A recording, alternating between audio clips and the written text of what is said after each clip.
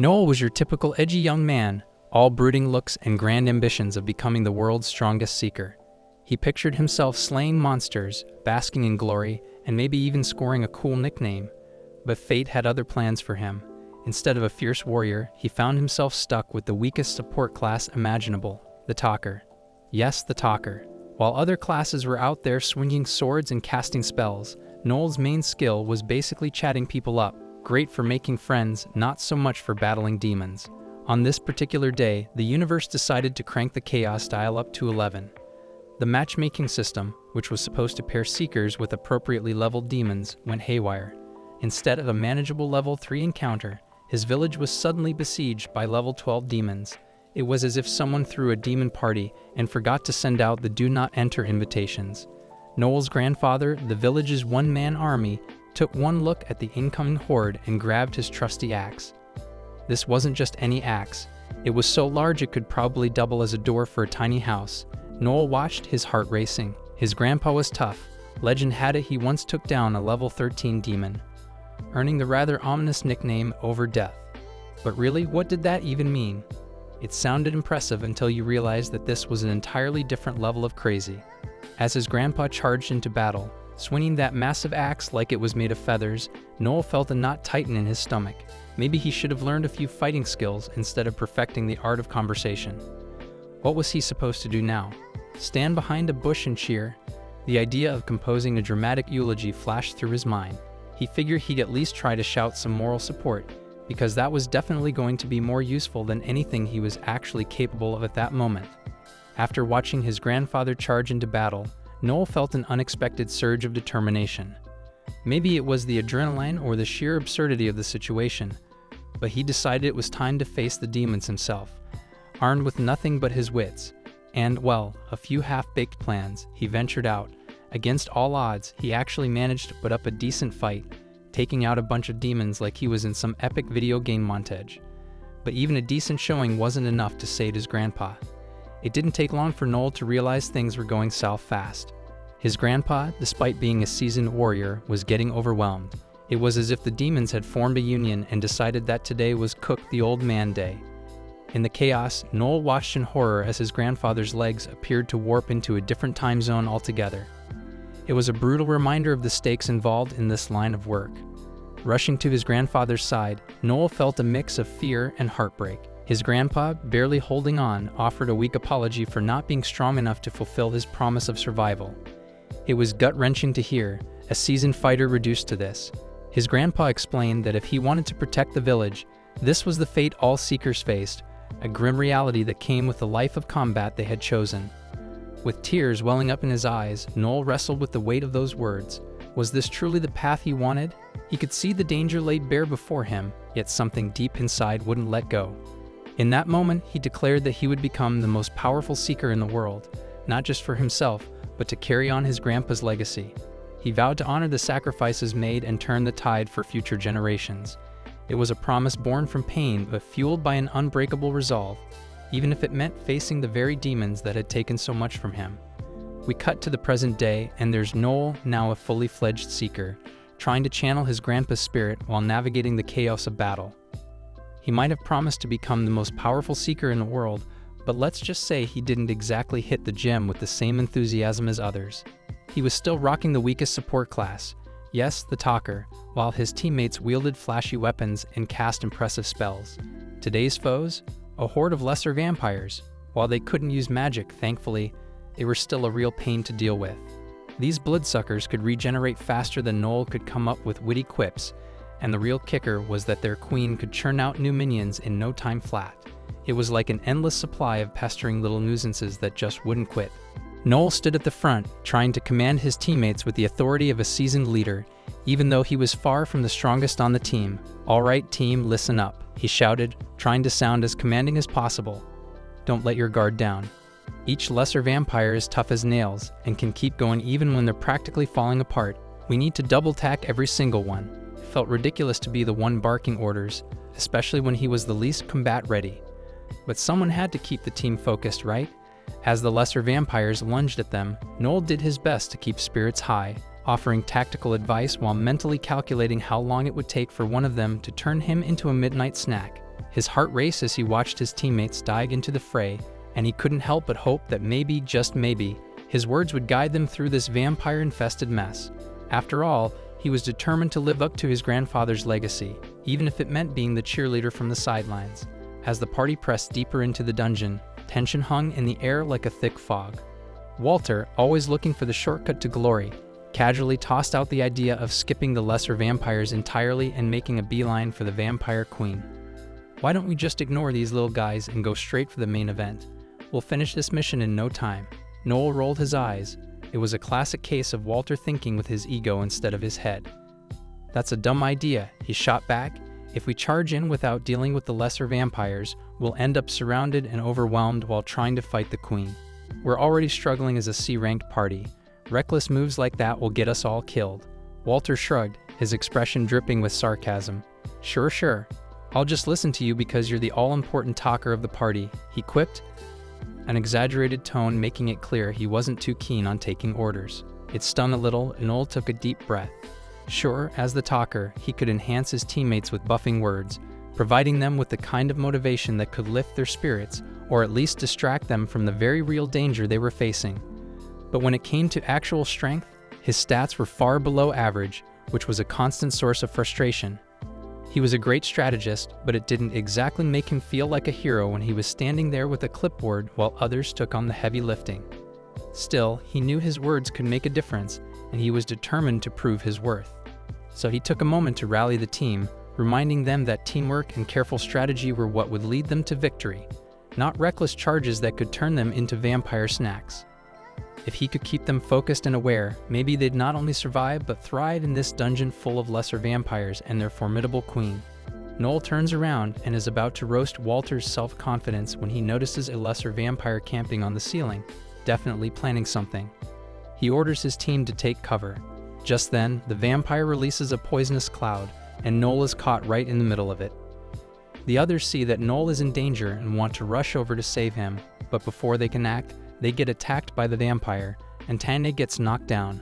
Walter and Lloyd try to stop the demon, but without Noel's buffs, they are much weaker than they were before. Walter pleads with Noel to snap out of it and give them some orders. Noel hears this and has a flashback to the day his grandpa died. He swears to himself that he won't let anyone else die and pulls out a gun to fire several shots at the demon while also drinking a health potion to recover from the poison.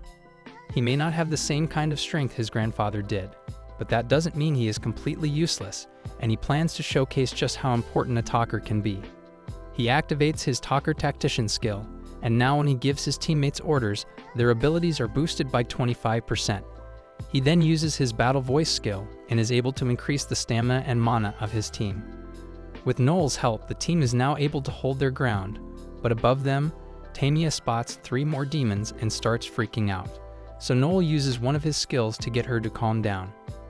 If everything goes according to plan from here, Noel predicts that the team should be able to finish off the monsters in 74 seconds. He tells the others that he will handle the rest of the lesser vampires, so they should focus on taking down the Queen and prepare to use their strongest attacks. As the lesser vampires attack Noel, he uses a speech technique and yells at them to make them freeze in place. Once they are unable to move, he uses his magic gun to shoot an ice bullet and encase them in a block of ice. Unfortunately, one of the lesser vampires managed to dodge the attack, but Noel still had 1 bullet left in the chamber. He has the option of freezing the last lesser vampire to save himself. However, he decides to fire the bullet at the Queen to distract her and provide an opening for his teammates. Thanks to this, Walter and Lloyd are able to hit the Queen with their ultimate moves and take her down. But when Tanya turns to Noel to celebrate their victory, she's horrified to see him getting stabbed by the lesser vampire. Fortunately, it turns out that Noel wasn't really stabbed. He perfectly calculated everything to ensure he would survive. He knew that once the Queen was defeated, all the lesser vampires would naturally stop moving, and there was just enough time for him to avoid being killed. With that, the team had successfully cleared the dungeon, and the ominous abyss surrounding it began to dissipate like last night's takeout. Noel's teammates rushed over, faces a mix of relief and exasperation. They knew he'd orchestrated the whole plan with the precision of a maestro, but still couldn't help but give him a good-natured scolding for recklessly endangering his life. After all, planning was one thing, putting himself in harm's way was another. As they fussed over him, Noel couldn't help but reflect on that fateful day he discovered he was a talker, not exactly the heroic class he'd envisioned. He remembered curling up in a ball, sobbing like a toddler who just lost their favorite toy. He had longed to be a warrior like his grandpa, swinging swords and battling beasts, not merely chatting his way out of trouble. His grandfather had knelt beside him, a twinkle in his eye as he reassured Noel. He had spoken with the wisdom of someone who'd seen countless battles, telling him not to fret. Those words of encouragement had been a lifeline, igniting a spark of determination within Noel, ever since he embraced his role as a talker with all the enthusiasm of a kid in a candy store. Sure, he might not swing a sword like a pro, but he could talk a storm and convince even the fiercest monsters to take a nap. Standing amidst his teammates, Noel felt a surge of pride. If he could talk a demon into a timeout, he figured he was doing just fine. In a world where swords clashed and spells flew, sometimes the greatest power lay in knowing how to sweet-talk his way out of a sticky situation. Determined to prove that being a talker was just as vital as any warrior class, Noel felt ready to take on whatever challenges awaited him, one witty quip at a time. After their mission was complete, the party made their way back to Etria, the bustling capital of the Velet Empire, to report their success. The atmosphere of the city was electric, a mix of excitement and relief, as the Empire was particularly susceptible to abyss attacks compared to other nations. To combat this ongoing threat, the Empire had developed an impressive array of magical technology, all powered by materials harvested from demons. This tech was vital for the defense of the city, and the only way to gather those materials was through the efforts of Seekers. As a result, Seekers held a special place in the hearts of the public. They were celebrated not just as adventurers, but as heroes contributing significantly to society. Noel officially became a Seeker at the age of 15, a decision that led him to Etria, where he quickly realized he couldn't take on the world alone. So he set out to find companions who could complement his skills, forming a team that balanced out their strengths and weaknesses. Walter, the warrior of the party, was a towering figure with a heart to match his brawn. He wielded his massive sword like it was a toy, charging into battle with an enthusiasm that often left the rest of the team scrambling to keep up. Then there was Tanya, the healer, whose gentle demeanor belied her fierce determination. She could mend wounds with a mere touch, ensuring the team could bounce back from any scrape. Finally, there was Lloyd, the swordsman, quick and agile, dancing around foes with a grace that made combat look like an art form. Although Noel would have loved to add a scout to their roster for some extra stealth and reconnaissance, he couldn't complain too much. Their team was well balanced enough to handle most challenges that came their way. With the camaraderie they'd built and the shared goal of defending Etria, they felt ready to face whatever threats lurked in the shadows. Together, they were not just a party, they were a family, united by purpose and a shared love for adventure. Walter notices that Noel is being really quiet for some reason and asks if something is wrong. The party got a reward of 5 million Phil for completing the quest, so Walter asks if Noel is upset that they didn't negotiate for more money. He then tells Noel that a Seeker shouldn't get so hung up on money, and that his grandpa probably would have said the same thing. On the contrary, the first lesson Grandpa taught Noel was that no matter what he does, he better be getting paid top dollar because he can't risk his life just to go home broke. With that being said, Noel definitely wanted a higher reward and couldn't care less about what Walter thinks, but he will let it go just this once. Tanya shot Walter a disapproving look, telling him to quit bothering Noel. Walter, however, wasn't having it. He insisted that Noel should show him more respect since he was 2 years older.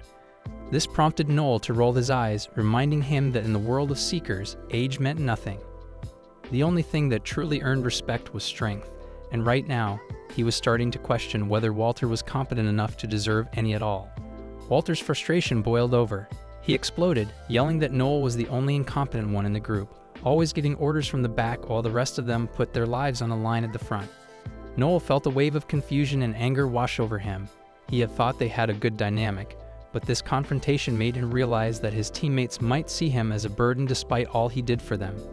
Just as Noel was about to throw one last insult at Walter and escalate the argument into a full-blown fight, Lloyd stepped in, separating the two before things could go south. With a calm but firm presence, he diffused the tension, reminding them both that they needed to work together, not tear each other apart. To shift the mood, Lloyd suggested they call it a day and start dividing up their rewards from the mission. It was a sensible distraction, and slowly the atmosphere lightened as they began to focus on the positives. Yet in the back of Noel's mind, the sting of Walter's words lingered. He wondered if his role in the party was truly valued, or if he was just the one left standing at the back, out of sight and out of mind. A little while later, the team found themselves sitting by a fountain in Etria, the sound of water splashing providing a calming backdrop to their discussion. Tanya looked visibly disappointed as she counted her share of the rewards, shaking her head at how little they'd ended up with after such a difficult mission. Lloyd, always the practical one, chimed in to explain that after accounting for all the equipment costs and taxes, there was only 1 million phil left to split among them. With 4 team members, that meant each person was getting a mere 250,000. He acknowledged her frustration but reminded everyone that their party's funds were steadily increasing. He was sure that with the next big mission, they would see better returns. Noel, however, couldn't help but interject, pointing out the harsh reality of their situation.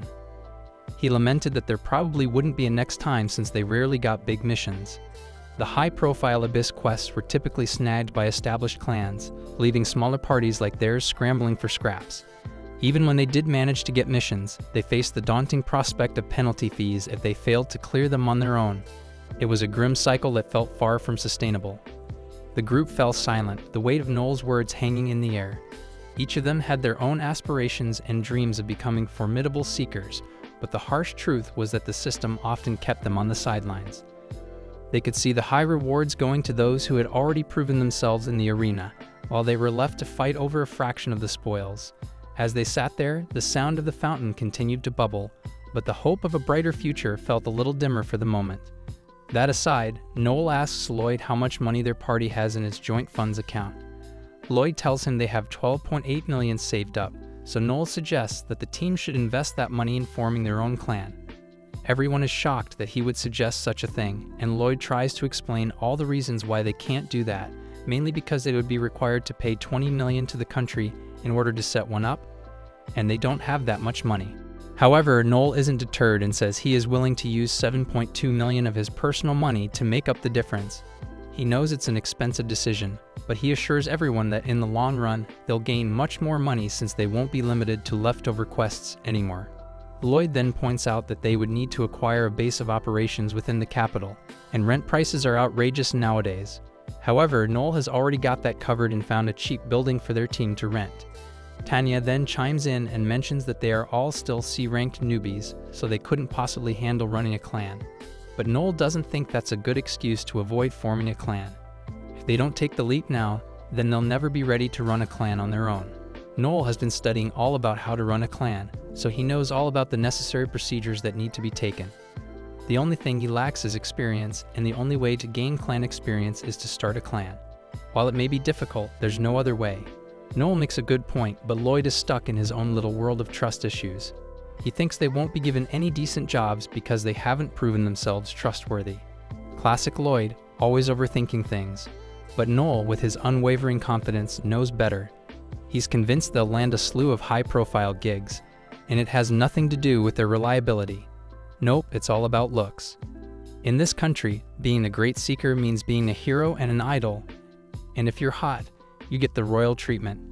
Tanya, ever the voice of reason, raises her eyebrows at this plan. She thinks it's a bad idea to essentially sell themselves based on their appearance. But Walter? He's all in, practically bouncing off the walls at the thought of leaving behind their dull, mundane lives. He's tired of scraping by, living paycheck to paycheck while dreaming of a life filled with fame, wealth, and maybe even a reality TV show. Who wouldn't want their own highlight reel featuring slow-motion shots of them dramatically tossing their hair while saving the day? While Tanya's worried about their dignity, Walter's eyes sparkle at the thought of glitzy parties, brand endorsements, and maybe even a calendar shoot. Imagine Hot Seekers of the Year. He pictures himself on billboards, flexing like he's just discovered a new superpower. Meanwhile, Tanya is left trying to convince him that they don't need to exploit their looks to get ahead. But Walter, fueled by a mix of ambition and the latest influencer trends, is already mapping out his path to fame. As they all weigh their options, it becomes clear the road to success might be paved with questionable decisions. But for Walter, the allure of fame is hard to resist. After all, who doesn't want to be adored for their good looks while simultaneously saving the world? It's a win-win, right? Walter and Noel are in agreement on this, so Noel asks Lloyd what his opinion is as the leader of the party. If Lloyd wants to say no, then Noel is prepared to quit the party and take a share of the savings so he can form a clan with someone else. Because he has a dream to become the strongest seeker, He won't let anything get in his way. Lloyd gets a dark look in his eye as he is left with no choice but to accept Noel's demands. However, he suggests they discuss the details of this clan formation the day after tomorrow. Walter is fine with that, and Noel is glad he was able to get Tanya and Lloyd on board with his idea. So he leaves to rest for the night. However, later that day, Walter comes running to Noel with terrible news as he has just discovered that Lloyd and Tanya have betrayed them and disappeared with all the money. After Noel reads the letter, he confirms what happened. Lloyd invested all his money in NFTs a couple of years back, and now he is in a deep pile of debt. So he embezzled the party's money to pay off his debt and fled the capital before he could be found out. Noel finds this whole thing insanely funny, since Lloyd always upheld the act of a noble and chivalrous person. But getting down to business, Noel asks Walter when and where he found this letter. Walter explains that he heard about a really good job last night, so he headed to Lloyd's room first thing in the morning to tell him about it. But by the time he arrived, Lloyd had already cleaned out his room, and that's when the innkeeper showed him the letter. According to the innkeeper, Lloyd and Tanya left the inn around 8:00 p.m. last night, just before the city gates closed. And under normal circumstances, neither Noel nor Walter would have found out about this until the following afternoon. So Lloyd was trying to buy as much time as possible before the escape. It's 9:30 in the morning now, so while they may have found out sooner than Lloyd expected, it has still been over half a day. So he and Tanya must have covered a considerable distance by now. However, the gates must have records of which direction they were headed in, and they most likely left on foot. So Noel and Walter should be able to catch up if they take a horse. Walter is eager to get going, but Noel reminds him that this isn't as simple as chasing after them and getting the money back. Those two chose to abandon their party, and that's a definite betrayal. So worst case, if they catch up and confront them, it'll become a battle to the death. And even if they beat Lloyd and Tanya, it would be a waste of time because Lloyd already spent all their money. But that doesn't mean Noel is going to let them get away without suffering for what they did. After getting dressed, Noel takes Walter down to the local tavern. But Walter doesn't understand why they are here. Noel doesn't want to waste time explaining the plan to Walter since he's too dumb to understand it anyway. So he just tells him to follow his lead. Noel heads inside and immediately gets the attention of everyone in the tavern. He tells them that 2 members of his party have stolen his party's money and escaped the capital. So he's willing to pay 2 million fils to anyone who can bring them back alive. Walter starts freaking out and asks Noel why he went and announced the predicament to the entire tavern. But Noel says there's a particular person he's looking for, so he just did this to save time. The first party to accept Noel's mission is the Lightning Bite Party, so Noel gives the leader all the information he has about Lloyd and Tanya's escape. And soon after, several more parties decide to take the job. But Noel still hasn't found the person he was looking for. All of a sudden, a shady-looking man approaches Noel about his job offer. And this guy looks like he knows something, which is what Noel was waiting for. They head outside to talk, and the man explains that he saw a couple leaving town yesterday, and they perfectly match the description Noel gave. He's sure he knows where they are headed. The only problem is that the man's party isn't strong enough to defeat Lloyd and Tanya on their own, so Noel offers to help, but he will only be paying the man 1 million in exchange. The man tries to argue for the 2 million, but Noel has already read him like a book, so he knows that the man is too broke to turn down the 1 million. Eventually, the man caves in and agrees to the terms, so Noel tells him to get his party ready and meet him at the south gate. He also tells Walter to wait for him there because Noel has something he needs to do first. A little while later, Noel is done with his preparations until he meets everyone at the front gate, and Walter has something he has been meaning to talk to Noel about. He wants to know if Noel is going to be alright fighting Lloyd and Tanya. But Noel has no reservations about it, and he will gladly kill them with no mercy whatsoever. Walter can't believe Noel feels nothing after they were partners for so long, but from the day they met, Noel had already come up with contingency plans to take them down if they ever betrayed him. He even has a plan to take down Walter, so he never actually trusted any of them to begin with, and Walter could stand to be less trusting in the future. Later that day, in a remote village, Lloyd and Tanya are walking, and Lloyd assures her that they should be safe for now, so they can rest easy tonight. He assured that there is no way Noel would be petty enough to come after them, even though the money has already been spent. But Lloyd gravely underestimated how Noel really is because he appears behind them along with a full squad of people to capture them. Lloyd is about to draw his sword to fight, but Noel uses his ability to tell him not to move, and both he and Tanya are stunned in place. Now that Lloyd has nowhere left to run, Walter begins yelling at him for his betrayal. However, before he can punch Lloyd's face in, Noel says there's something he wants to ask. He knows that Lloyd already spent all the party's savings, but the money they got paid for the vampire hunt must still be in his possession, right? Lloyd denies having the money and says he used that as well. So Noel asks if he spent it on another failed NFT business, but Lloyd admits that he used the money to pay back his debts. The way Lloyd answers gives Noel all the information he needs, so he now realizes that Lloyd is a serial gambler. He must have gambled so much that he ended up in trouble with some debt collectors. But no one wants to hear it from Lloyd's mouth.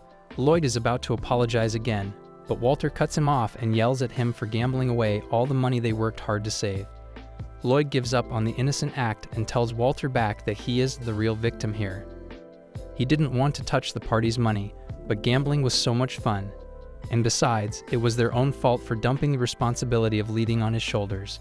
At this point, Noel has heard enough BS, so he kicks Lloyd in the face and starts stomping on him for thinking he could get away with such half-assed blame shifting. He was the one who said he wanted to become the leader, all just so he could fund his gambling addiction. Before long, Lloyd has been beaten bloody, and he is begging for forgiveness.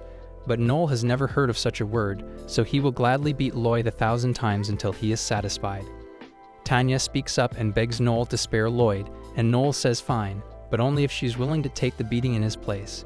Noel is a proud believer in gender equality, so he has no problem curb stomping her if that's what she really wants. He uses his power and tells her to confess her involvement, and once she is compelled to tell the truth, she admits that she gambled the party's money with Lloyd. In fact, she's even more of a gambling addict than Lloyd is. The move Noel used forces the target to reveal the absolute truth, no matter what, for a short amount of time. Once Tanya regains her senses, she yells at Noel for daring to use mind control on her because it is against imperial law in Lee. She is right about it being illegal to use mind control for personal reasons, but right now she is the criminal here, so Noel's use of mind control is considered interrogation and is perfectly legal. Now that Noel is done talking to the traitors, the man asks Noel for his payment. Noel agrees to pay him, but he just needs a minute first. The man doesn't like being told to wait, so he grabs Noel and accuses him of trying to scam them out of the money. But Noel drags the man to the floor and assures him that he will be paid for his work, so he should just be quiet and wait. The man is pissed, so he draws his knife and is about to attack Noel. Threatening Noel was the worst mistake he could have made because Noel immediately knocks him unconscious with a punch to the chest. Noel had learned this technique from his grandpa by experiencing it firsthand. It is a strong blow directly to the area above the heart and can temporarily paralyze the heart muscles, causing even the most experienced seekers to faint if done properly. Noel's grandpa wanted him to learn this technique because, as a talker, he can't buff himself, so this would at least give him some offensive ability. The man's teammates drag his unconscious body out of the road, and soon enough, a friend of Noel's pulls up in a fancy carriage. The man is an infamous slave trader, Finocchio Barini, and he seems to be on good terms with Noel.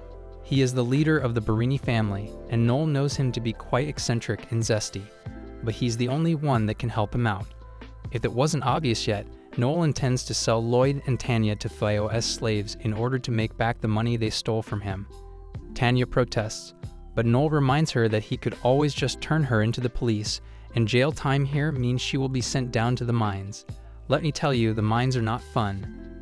They have a much higher chance of surviving if they become slaves and hopefully get bought by a kind master.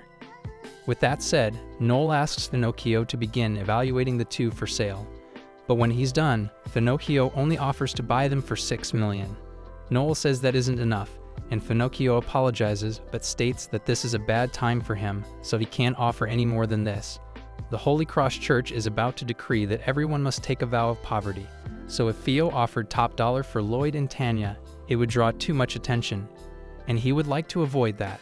Noel realizes the church holds so much influence over a family as powerful as the Benazzi family, but it doesn't matter. He says he will accept $11 million as payment. It takes a while for Finocchio to realize, but when he does, he starts yelling about Noel trying to get an extra $5 million. Because of the constant yelling, Noel keeps increasing the price until he is eventually asking for $15 million when Finocchio initially only offered $6 million. Finocchio is starting to get really pissed off, but Noel tells him that if he buys the two for $15 million, he will tell everyone that Finocchio only paid $15 million. The church's decree just means Pinocchio can't buy things that are overpriced. But if he claims that Lloyd and Tanya are genuinely worth the money, people will be lining up to buy them solely because they are expensive. If Pinocchio plays his cards right, he might even be able to sell them for as high as 90 million. Pinocchio is insanely impressed by how cunning Noel is, so he offers him a leadership position in his family. But Noel turns him down. Fio understands, and he is on board with the deal. But before he finalizes things, he goes over to the scruffy guy in his party to warn them not to say a word about any of this unless they want to die painful deaths. With that said, he hands Noel a down payment for the 2 slaves and begins taking them away. Tanya pleads with Noel not to do this, but again, forgiveness doesn't exist in his dictionary. So she turns to Walter and asks him to do something about it. She knows Walter has a crush on her, so she expects him to save her, but Walter refuses. She starts lashing out at him with every insult she can come up with, and the look on Walter's face is priceless because he never could have imagined she would say such things to him. Now that the deal is done, Noel gives the man his 1 million payment and turns to lead with Walter. After this incident, Walter is left questioning his life choices, and he is seriously considering quitting the whole seeker job. But Noah tells him this wasn't his fault. In this profession, you're going to meet a lot of people, and many of them will be backstabbers. Walter may not be mentally tough and may be slightly dim, but Noel believes he's a gifted warrior, so he wants to continue to fight by his side and rebuild their party together. However, Walter can't bring himself to accept and refuses to live the life of the Seeker after what just happened. Noel understands and accepts Walter's wishes. As Walter is leaving the city, Noel wishes him good luck with his future endeavors and bids him farewell. But as for Walter, he hasn't given up on his dream yet. He is disappointed that his party ended up being dissolved, but he refuses to let this stop him from becoming the strongest. He intends to rebuild the Blue Beyond party and make it stronger than ever before. Noel sat at the designated meeting spot, tapping his foot against the ground and glancing at the empty area around him. He had put out the call for new party members. But so far, the only one who had shown up was Wolf, who was doing his best to be an annoying mosquito buzzing in Noel's ear. Wolf had this talent for turning every situation into a sarcastic commentary, and right now, he was in full swing. Wolf, ever the optimist about his own party, rambled on about how Noel's requirements were like a get-lost sign for aspiring adventurers. Apparently, anyone worth their salt was already holed up in a party that could actually take on the world, or at least the local goblins. Noel tried to focus on the trees and pretend he couldn't hear him, but Wolf had a knack for cutting through even the thickest daydream. After what felt like an eternity of Wolf's unsolicited advice, he suddenly hit Noel with an unexpected proposal. Out of nowhere, he suggested that Noel should just join Lightning Bite. Sure, it was tempting after all. Lightning Bite was known for its legendary lineup of members who could take down bosses like it was a walk in the park. Wolf was right about that, with his flashy sword skills and Lish's precision archery being the stuff of legends. Who wouldn't want to be part of a team that was practically a dream come true for adventurers? Noel's mind started wandering into the realms of what life would be like as part of Lightning Bite. He imagined himself fighting side by side with Wolf, who'd undoubtedly make some ridiculous battle quip right before he charged in. Then there was Lisha, probably perched in a tree somewhere, gracefully sniping enemies while Noel tripped over his own feet. But on the flip side, there was something exhilarating about starting from scratch, hunting for potential new members. Maybe he'd find someone completely unexpected, a rogue with a hidden talent for singing or a mage who could summon snacks. That could make for a memorable adventure. Plus, there was a certain charm in not having to share loot right off the bat. So, as Wolf continued his relentless recruitment campaign, Noel weighed the pros and cons. Joining a well-oiled machine sounded good, but building a party from the ground up had its own appeal. Ultimately, he'd need to figure out whether he wanted to ride the lightning or forge his own path through the wild, chaotic forest of adventuring. It was a classic dilemma: stability or adventure? Decisions. As Wolf kept hammering away at Noel about the perks of joining Lightning Bite, he couldn't resist bringing up the potential financial rewards. "Think of all the loot, Noel. You could be rolling in gold," he exclaimed, eyes gleaming like a kid in a candy store. Noel had to admit, the thought of fattening his coin purse was tempting. Who wouldn't want to stroll through town with enough money to buy the fanciest potions and perhaps a shiny new sword? Meanwhile, the other members of Lightning Bite, who had just shown up, chimed in. Leah, with her usual no-nonsense attitude, told Wolf he really needed to dial down the sales pitch. It was almost comical how quickly she shot down Wolf's enthusiasm like swatting away a pesky fly. The rest of the crew nodded in agreement, making it clear that they appreciated a more laid-back approach to recruitment. In an unexpected turn of events, Noel, feeling a surge of confidence mixed with a dash of mischief, decided to play his card. He turned to Wolf and said he'd agree to join Lightning Bite, but only if he could take the reins as the new leader. The other party members looked at each other, clearly amused by the proposal. To Noel's surprise, they seemed to embrace the idea with an ease that was almost disconcerting. It appeared that the thought of Noel steering the ship didn't bother them one bit. Wolf's jaw dropped. "Wait, what? You can't be serious." But the party was nodding, clearly weighing their options. They must have thought that having someone like Noel, with his strategic mind and knack for problem-solving, would only boost their chances against tougher foes. After all, Noel was definitely smarter than Wolf, who had a tendency to lead with his sword rather than his brain. Wolf, ever the proud founder, wasn't about to give up his title that easily, though. "Sure, you might have a few more brain cells, but I started this party. You think I'm just going to hand over the leadership like a hot potato?" His incredulous laughter echoed through the clearing as the other party members exchanged amused glances. Noel smirked, enjoying the moment. He hadn't exactly anticipated this outcome, but it felt good to have the upper hand, even if just for a moment. Now the real challenge would be proving himself as the leader. He'd have to navigate the dynamics of the group, maintain the camaraderie, and maybe even get Wolf to stop pestering him. A tall order, but then again, it wasn't an adventure without a bit of chaos, was it? Just then, a girl appears behind everyone, startling them because none of them could sense her coming, not even Leah. And she has elf ears. The mysterious girl introduces herself as Alma and says she's here to apply to join Noel's party. Noel sits down with her and begins the interview. First things first, he asks if she's a minor, as he doesn't want to get in any legal trouble with the Empire. Luckily, Alma is 21 years old, so she's old enough to become a seeker. After that, the members of Lightning Bite begin asking all sorts of personal questions, like her hobbies and favorite books, but what Noel really wants to know is her job and rank.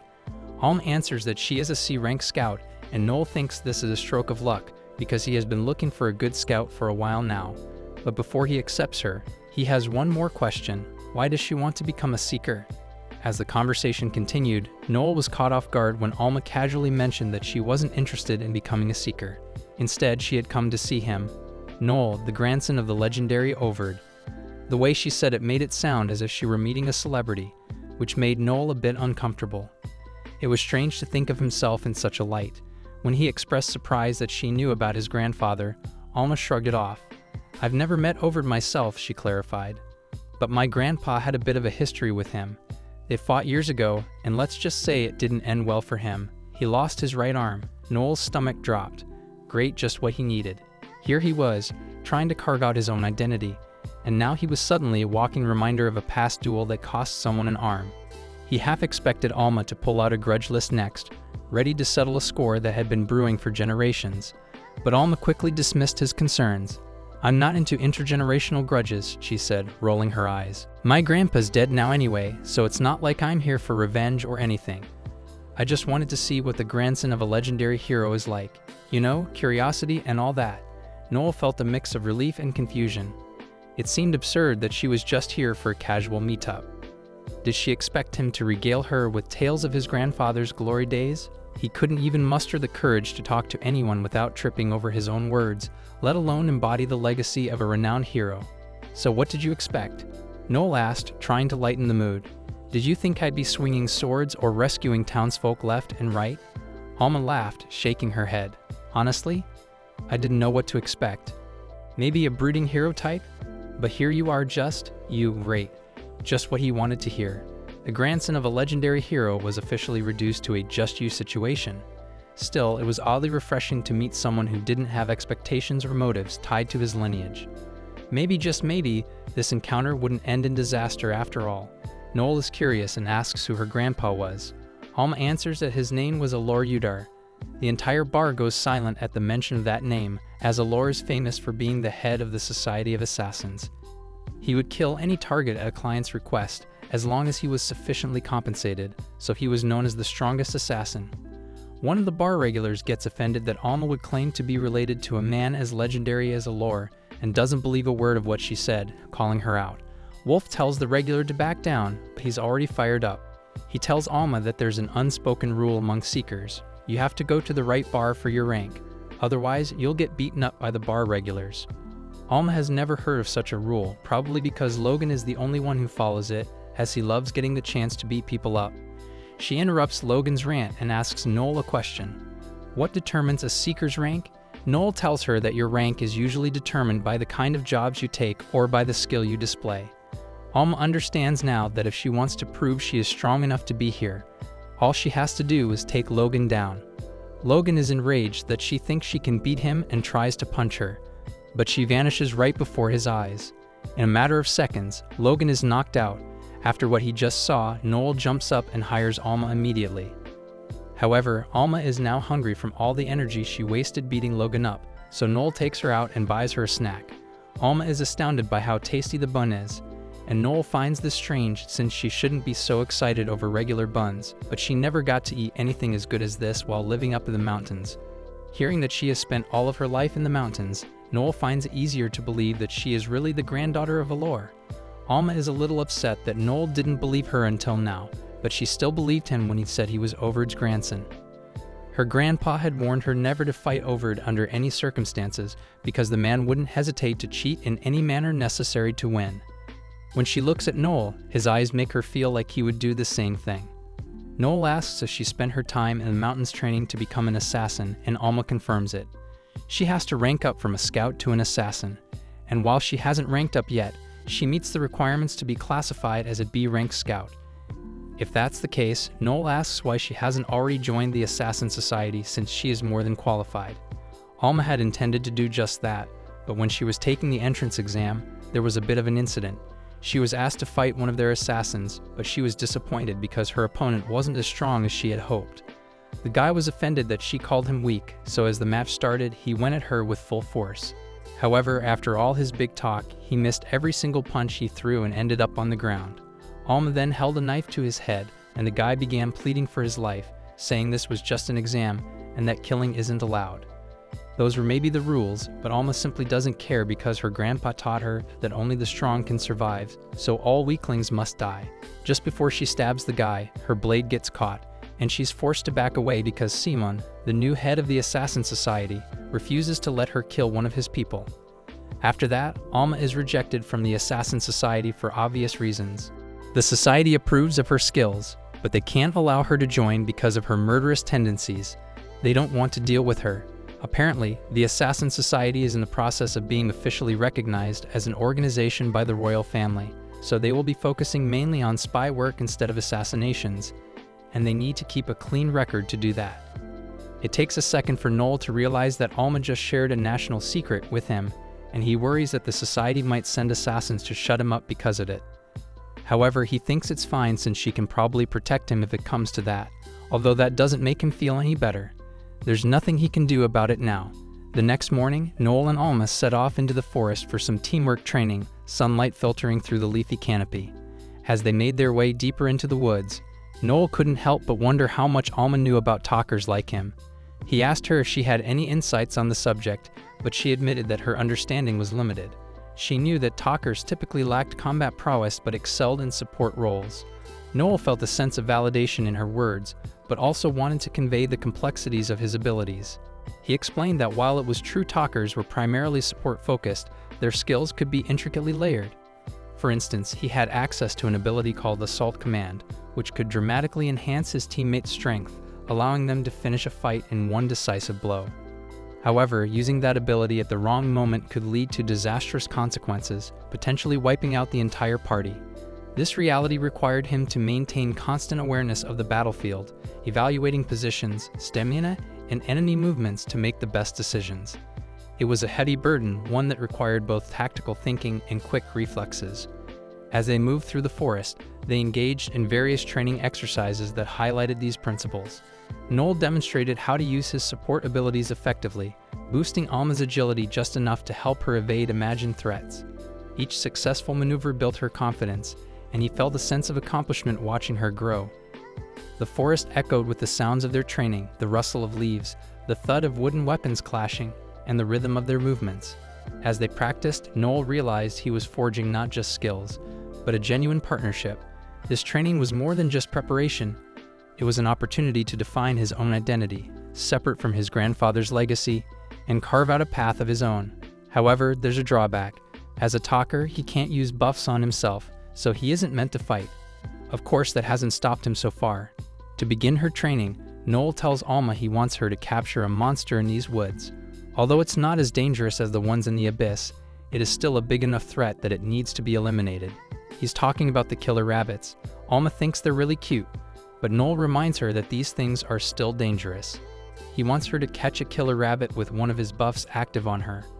Alma approached their training with a sense of confidence, believing that mastering the exercises should be straightforward. However, she maintained that she didn't need Noel's help to succeed. While it was true that she was more than capable on her own, Noel understood that the real benefit of his support abilities lay beyond simply boosting her strength. He wanted her to recognize that using a buff effectively required more than just raw power. It involved a level of training and adaptation. Alma had a skill called Excel that doubled her speed and could stack up to 5 times, but she couldn't unleash that full potential right away.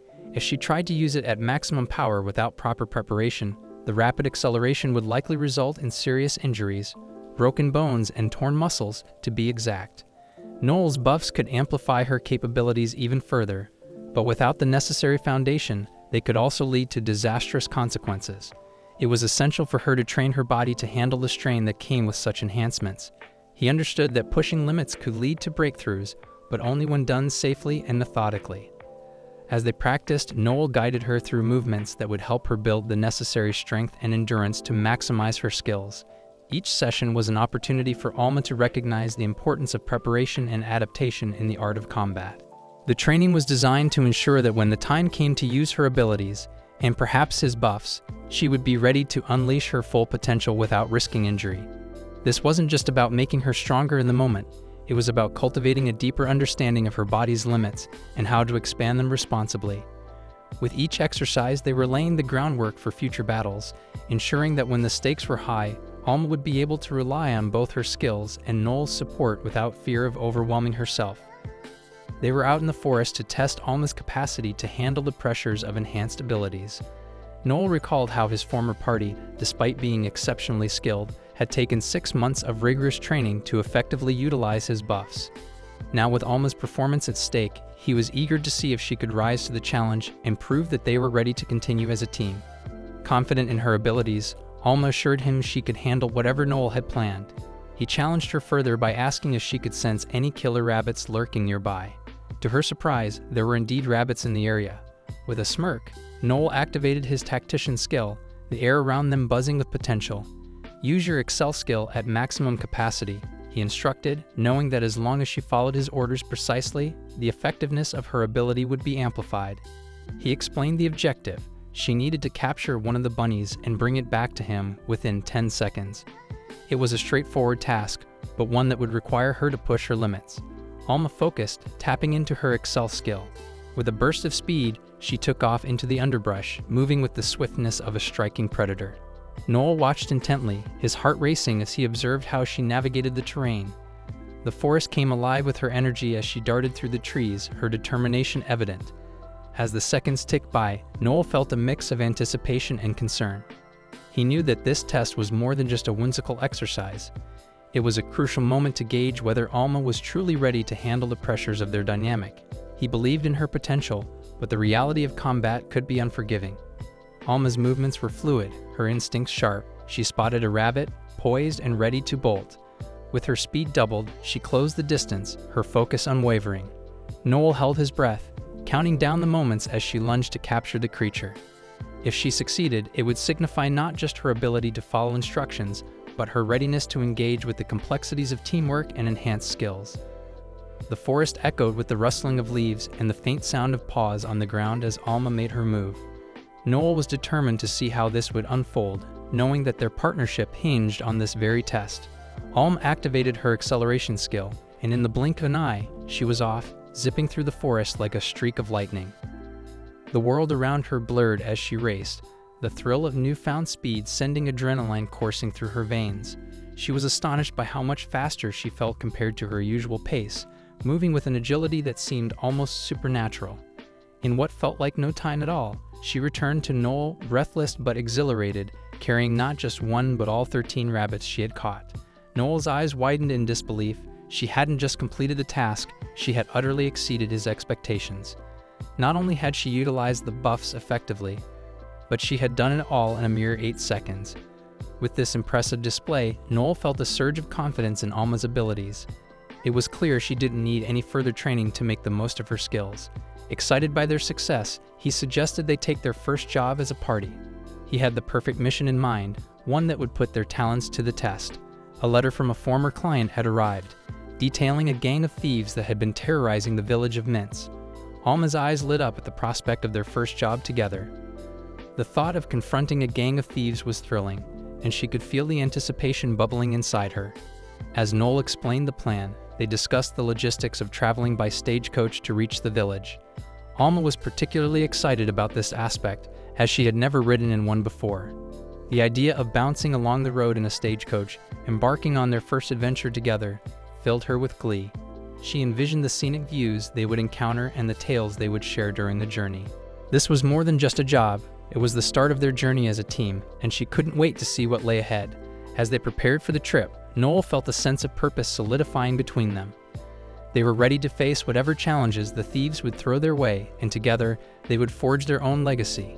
Noel warns her that it's going to be a long and boring ride, so he plans to tell her about the work a seeker can take on. Seekers aren't limited to quests in the abyss.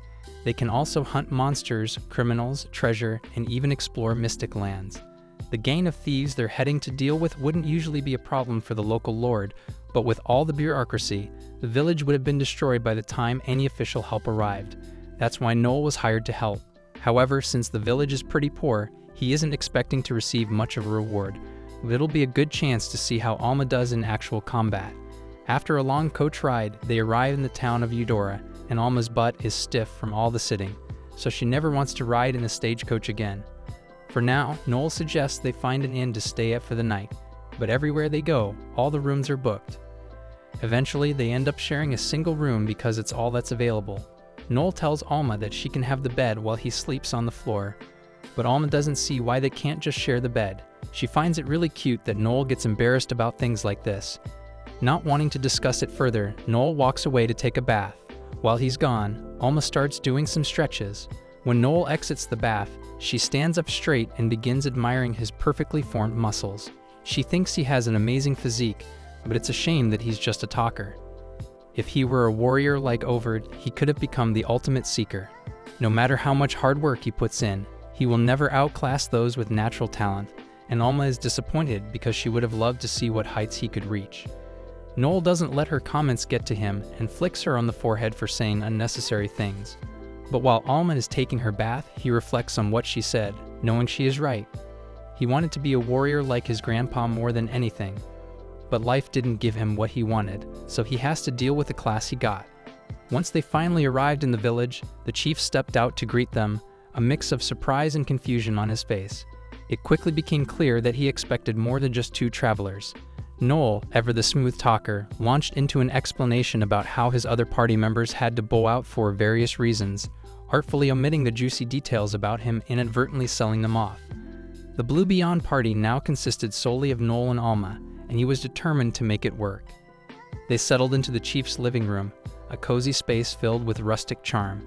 Think mismatched furniture, colorful woven rugs, and a faint smell of something that might have once been a stew.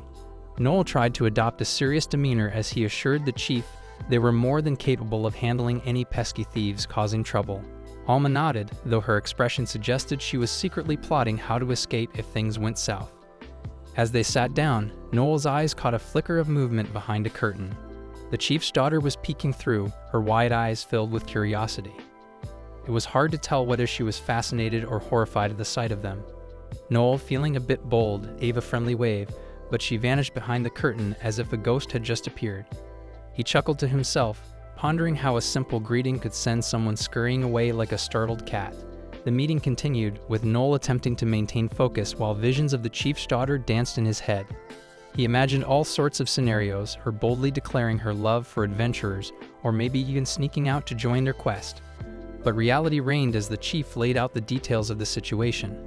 He described the thieves with the flair of a seasoned storyteller, complete with wild hand gestures and an exaggerated frown. Noel nodded along, mentally drafting a battle strategy that mostly involved running really fast if things got dicey. Alma, meanwhile, sat quietly, occasionally snorting at Noel's over-the-top expressions. It was clear that while their situation was serious, it didn't mean they couldn't have a laugh about it later.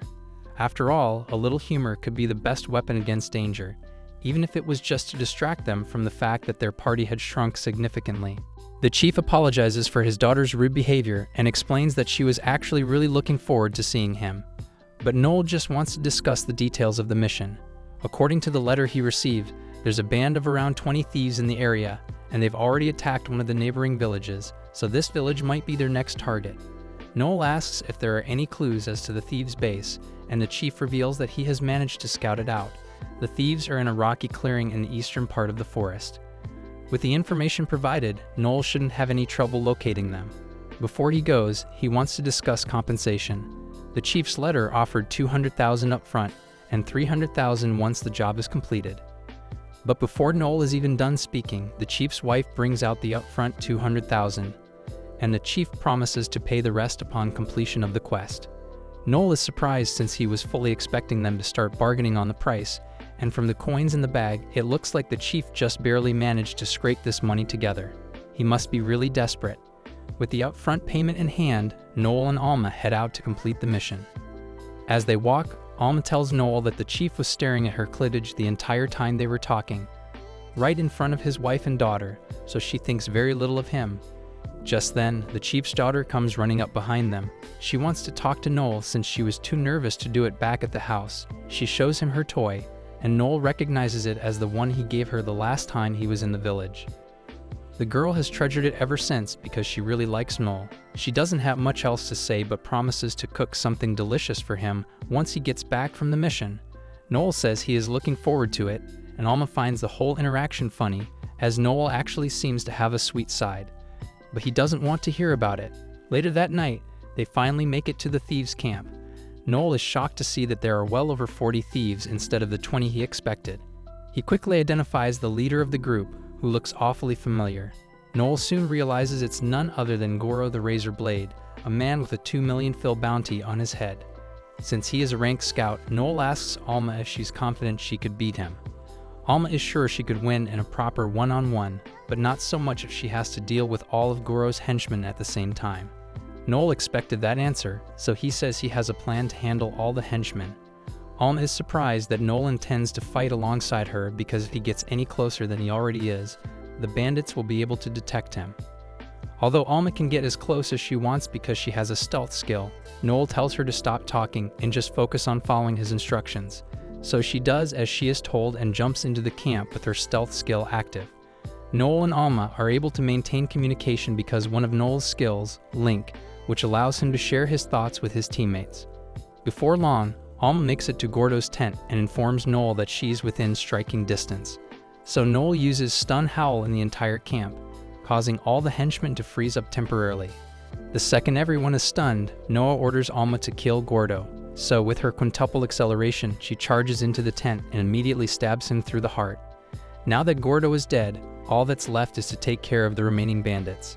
So Noel orders Alma to keep them busy until he can get down there. And she begins slaughtering the soldiers in her immediate vicinity.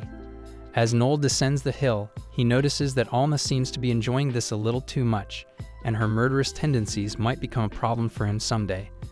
But that day is not today, so he joins her in combat and uses his fire bullet to burn the rest of the thieves to a crisp.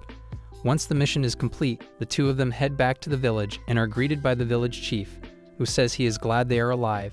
He asked about the situation with the thieves, and Noel informs him that they have all been dealt with, offering their leader's head as proof.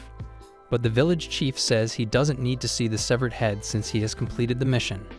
Noel asks for the rest of his payment, and the chief says he will give it to him. But first, he invites him to have dinner with them since his daughter, Chelsea, has been looking forward to it.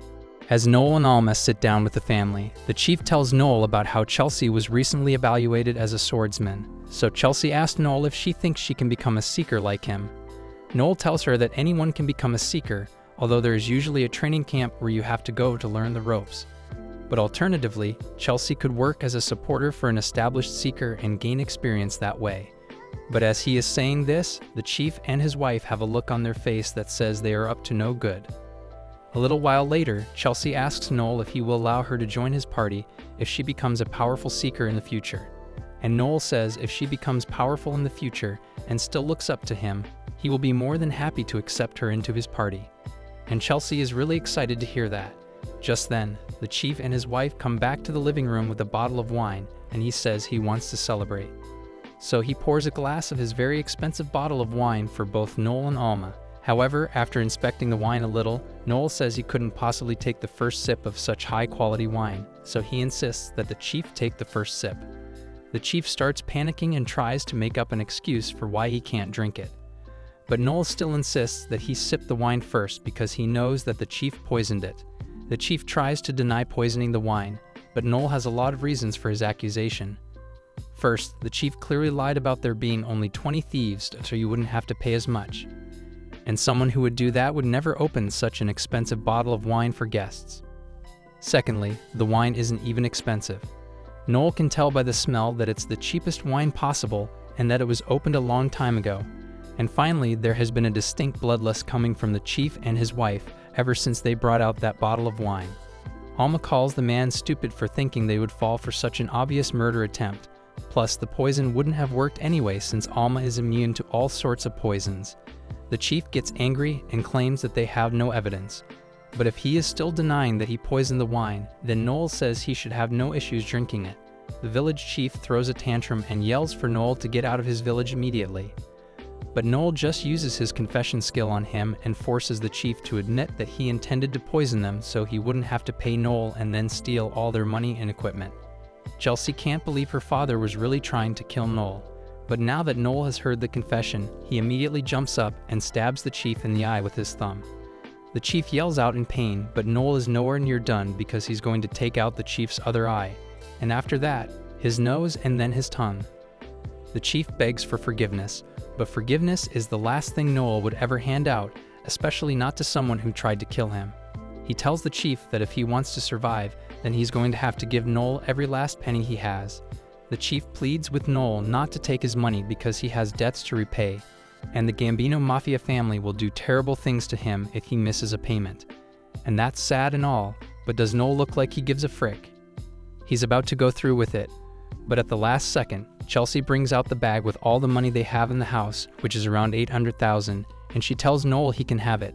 So if you should please let her father go. The chief yells at her because if they lose that money, the Gambino family might kill them. But if Chelsea doesn't give that money to Noel, then Noel will definitely kill the chief right now. Noel accepts the money, and after making sure there's enough, he tells Alma that they are leaving. But as he leaves, Chelsea curses Noel and all other seekers for what he has done, which stings a little since she looked up to him a few minutes ago.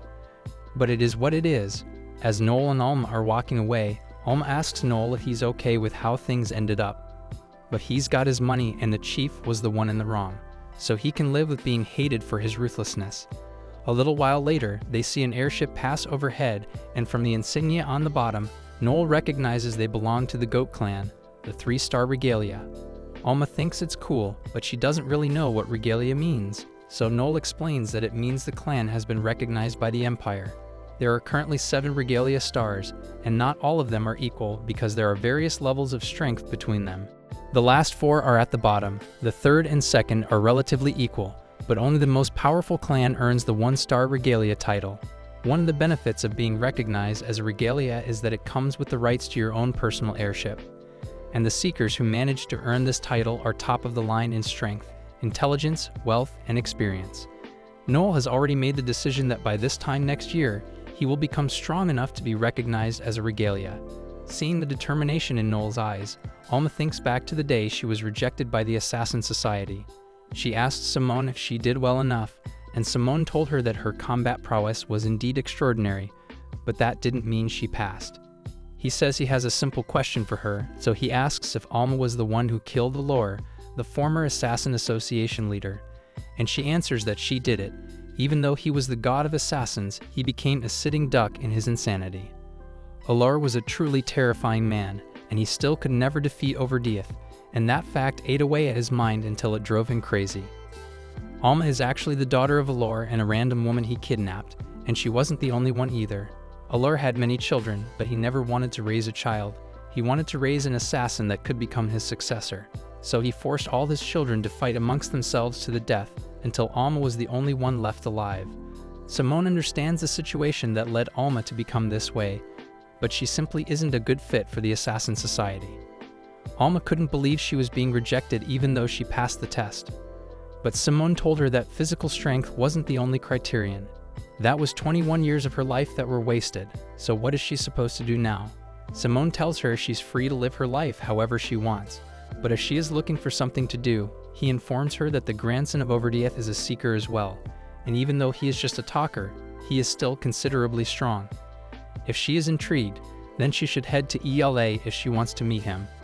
That was exactly what Alma did, and right now she's really glad she did because she's found a new purpose in life and swears to fight by Noel's side forever. In a high-security prison, one of the guards has just been knocked out in the bathroom, and the assailant transforms into a perfect copy of the guard to take his place. He goes to the guard's post, and the guard's partner is none the wiser to the switch. The impersonator plays the part and asks which prisoner they are guarding, and his partner begins talking about the heinous murders the guy in there, the puppeteer, committed. And the puppeteer is exactly who the impersonator was looking for. Every morning, Noel wakes up and begins his training routine of 2 laps around the castle walls with a ton of rocks on his back.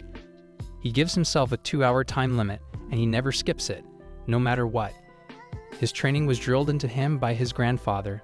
The same day, Noel decided that he wanted to become a seeker, and there was no easy way to accomplish it. Talkers like Noel aren't able to buff themselves, so his only option was to get buffed naturally, which is why he trains relentlessly every day. After he's done with his morning routine, Noel takes a shower and thinks about what Alma told him a couple of days ago. No matter how hard he trains his body, he will never be able to achieve the level of power that comes with being born with talent. Just then, there's a knock at the door, and it turns out to be Alma, so Noel lets her in, and she's impressed with how nice Noel's room is. They had planned to meet today, but Alma wasn't supposed to arrive for another couple of hours, which is why Noel isn't ready yet. Alma teases him, saying she'd be happy that she showed up earlier. After seeing Noel's peak physique, she says she's going to touch him. Before Noel has a chance to react, Alma pushes him onto the bed, and even though she sees herself as his big sister, it's not stopping her from trying to kiss Noel. Noel tries to get her off of him, but Alma has natural scout strength, so he resorts to his only option to get out of this without his lips being tainted and headbutts Alma. A little while later, Alma realizes she may have gone too far, but she still doesn't think Noel should have headbutted her. However, she did assault him, so Noel believes it was perfectly justified. Alma still hasn't given up on getting affection from Noel though, so she grabs his arm and declares that this is now a date. Noel is sick of her antics, so he just plays along and says the first place they are going is the Appraisal Guild. Appraisers are a unique class possessed by a subset of gnomes, and it's literally all they do. Noel and Alma arrive in the appraisal hall, and before their turn comes up, Noel asks Alma what she's going to do. She already meets the qualifications for a rank up, as evidenced by the mark on her chest. The mark automatically shows up on your body once you meet the requirements, so Noel wants to know if she's still going to become an assassin. Alma hasn't really decided on it yet, so she asks Noel what he thinks she should do, but he isn't sure either. An assassin build would definitely help with combat, but he doesn't want to commit to anything right away in order to avoid skill redundancy with future recruits. Alma didn't know Noel still intended to recruit more people into their team, and she's kind of jealous, but Noel explains that it would be far too reckless for them to go into an abyss with only 2 party members, so he just wants to get Alma praised so he can see what her options are and plan accordingly. After they are done with the appraisal, Noel and Alma head back out, and this time, Noel says they are going to a blacksmith shop that's run by a dwarf. Good equipment draws out the full potential of the seeker, so they must get their gear maintained regularly. Noel knows the blacksmith, and he seems to have a good relationship with him, so the blacksmith greets him back. The blacksmith notices Alma and assumes she must be a new member of Noel's party, so he starts assessing her to see what equipment she could use, but then he gets distracted by Alma's melons. After that, Noel takes Alma to a skill bookshop so she can pick up some useful skills guides. He talks to the owner and tells her to help Alma pick out some appropriate skills while he's gone. Alma asks where Noel is going, so he explains that this store only carries skill books made for scouts, so he needs to go to another store to get Talker skill books for himself. Before he leaves, he turns back and reminds Alma that she only has a budget of 1 million for her skill books, and under no circumstances should she waste that money. Alma agrees to Noel's terms, but the second she's left alone, she buys herself a giant teddy bear. Noel is angry at her for wasting money and at himself for trusting her. But Alma says she didn't waste all the money. She actually got a really good skill book called Armor Piercing, and with it she's able to cut her opponent's defenses in half. The book cost her 800,000, and she used the leftover money to get the bear as a substitute. Since Noel won't let her hug him anymore, overall, she thinks it was a successful shopping trip. But then, she notices that Noel didn't buy anything for himself. She asks why, so he explains that the skill book he wanted to buy was too far out of budget for him to consider getting. The book was one for exorcism, and a skill like that would allow him to instantly wipe out undead monsters. But the skill book costs 30 million, and he can't afford that. Just then, he notices someone walked by, so he gets up and tells Alma to go ahead and start eating without him. He follows the guy into a back alley, and once there's no one else around, the man reveals himself to Noel. This is Loki, and he is the shapeshifter from earlier who infiltrated the prison. Noel commissioned him to do investigation regarding the puppeteer that's locked up in there, and Loki did not disappoint. He hands over the info he gathered, and while it's none of his business what Noel does, he asks if Noel is sure about recruiting the puppeteer into his team. After all, the man once shook the entire capital with his power. But that's precisely why Noel wants to recruit him. Besides, he is fairly certain that the puppeteer was framed for the crimes, which is why he hired Loki to investigate so he can prove the puppeteer's innocence. Loki understands Noel's plan, but it's weird hearing the guy who sold his former teammates as office slaves talk about rescuing a death row inmate. If nothing else, Noel has to be a little crazy to go from one to the other so quickly, and he takes pride in that. After checking Loki's report, Noel commends him for a job well done. But things like this are a natural talent for Loki, since his imitator class allows him to take on the form of any person. So there's no place safe from his infiltration. Noel pays him for the work he has done and asks Loki to keep investigating. But before he leaves, Loki tells Noel he has some bonus intel for him. He lets Noel know that there has been a nasty drug being sold in these parts, and it's said to be better than anything else on the market. But it causes immense fits of rage, so violent crime in the area has increased. Noel wonders who would be crazy enough to sell something like that, since the Luciano's family would surely put a stop to it once they find out. However, the group selling the drug is actually a subdivision of the Luciano's family, so it's not likely that anything will be done about the drug. The ones in charge of this territory are the Gambinos, and their leader, Albert Gambino, is a real nut job. Back on Alma's end, she's upset that Noel left her alone for so long, so she's trying to cheer herself up with food. But just then, an old friend of hers happens to walk by. Meanwhile, Noel is walking through the Gambino territory, and he is quite disappointed with the current state of the place. The former leader of the Gambino family was a good man, so much so that even Finocchio respected him. But when the former leader died, his son Albert took over, and this place went to hell under his rule. As Noel is walking, he notices a man sitting by the side of the road, and the man looks a lot different from the people of this kingdom. So Noel assumes he must be an immigrant. However, with his current state, he's probably going to die as a beggar before long. Noel feels bad for him, so as he passes by, he drops a coin for the man.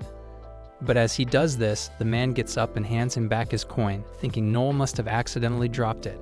And he tells Noel that this place isn't safe for a cute girl like him. Noel is offended that the man thinks he's a girl, so he turns to him and makes it clear that he's a guy.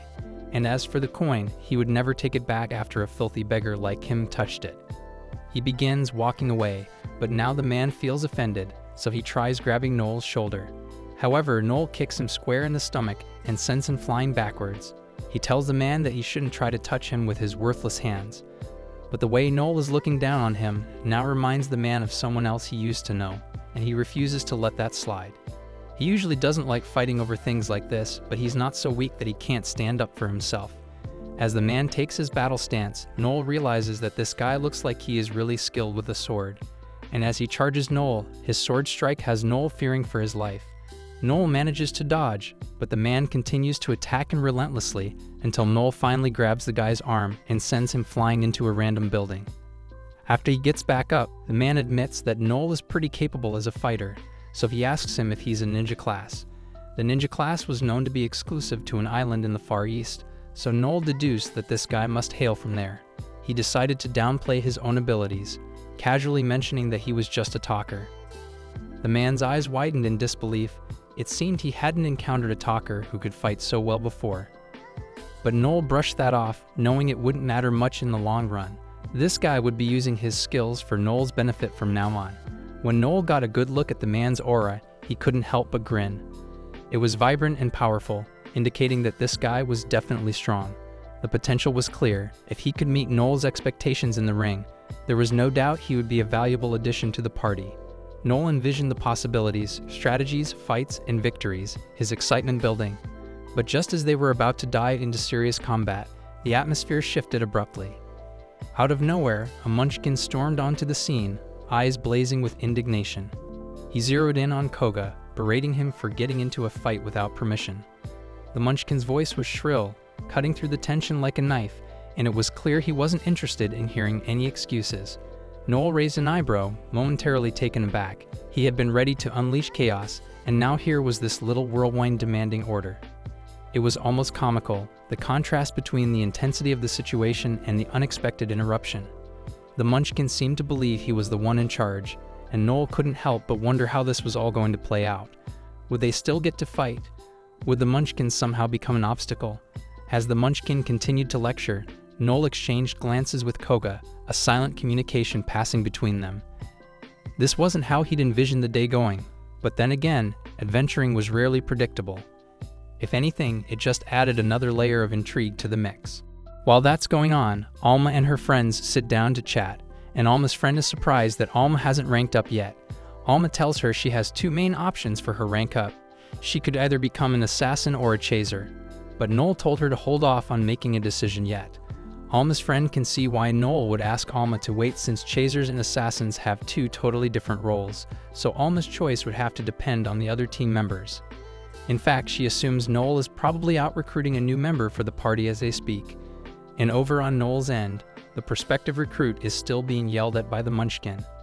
The munchkin had told Koga to sit tight and wait for him to return, and he doesn't want to hear any of Koga's excuses, so he uses his ring on Koga until he falls unconscious.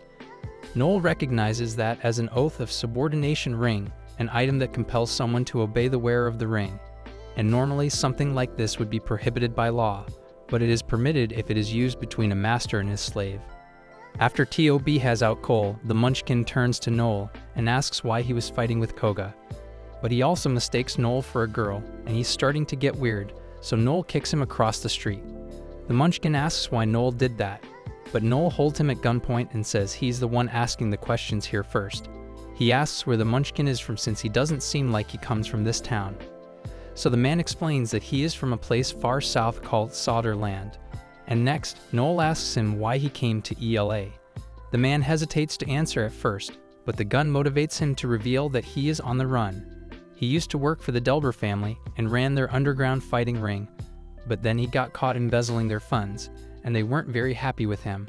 So he had to flee. He came to ELA because it was the territory of the Lucianos, a strategic choice since the Delumber family wouldn't dare venture into this domain.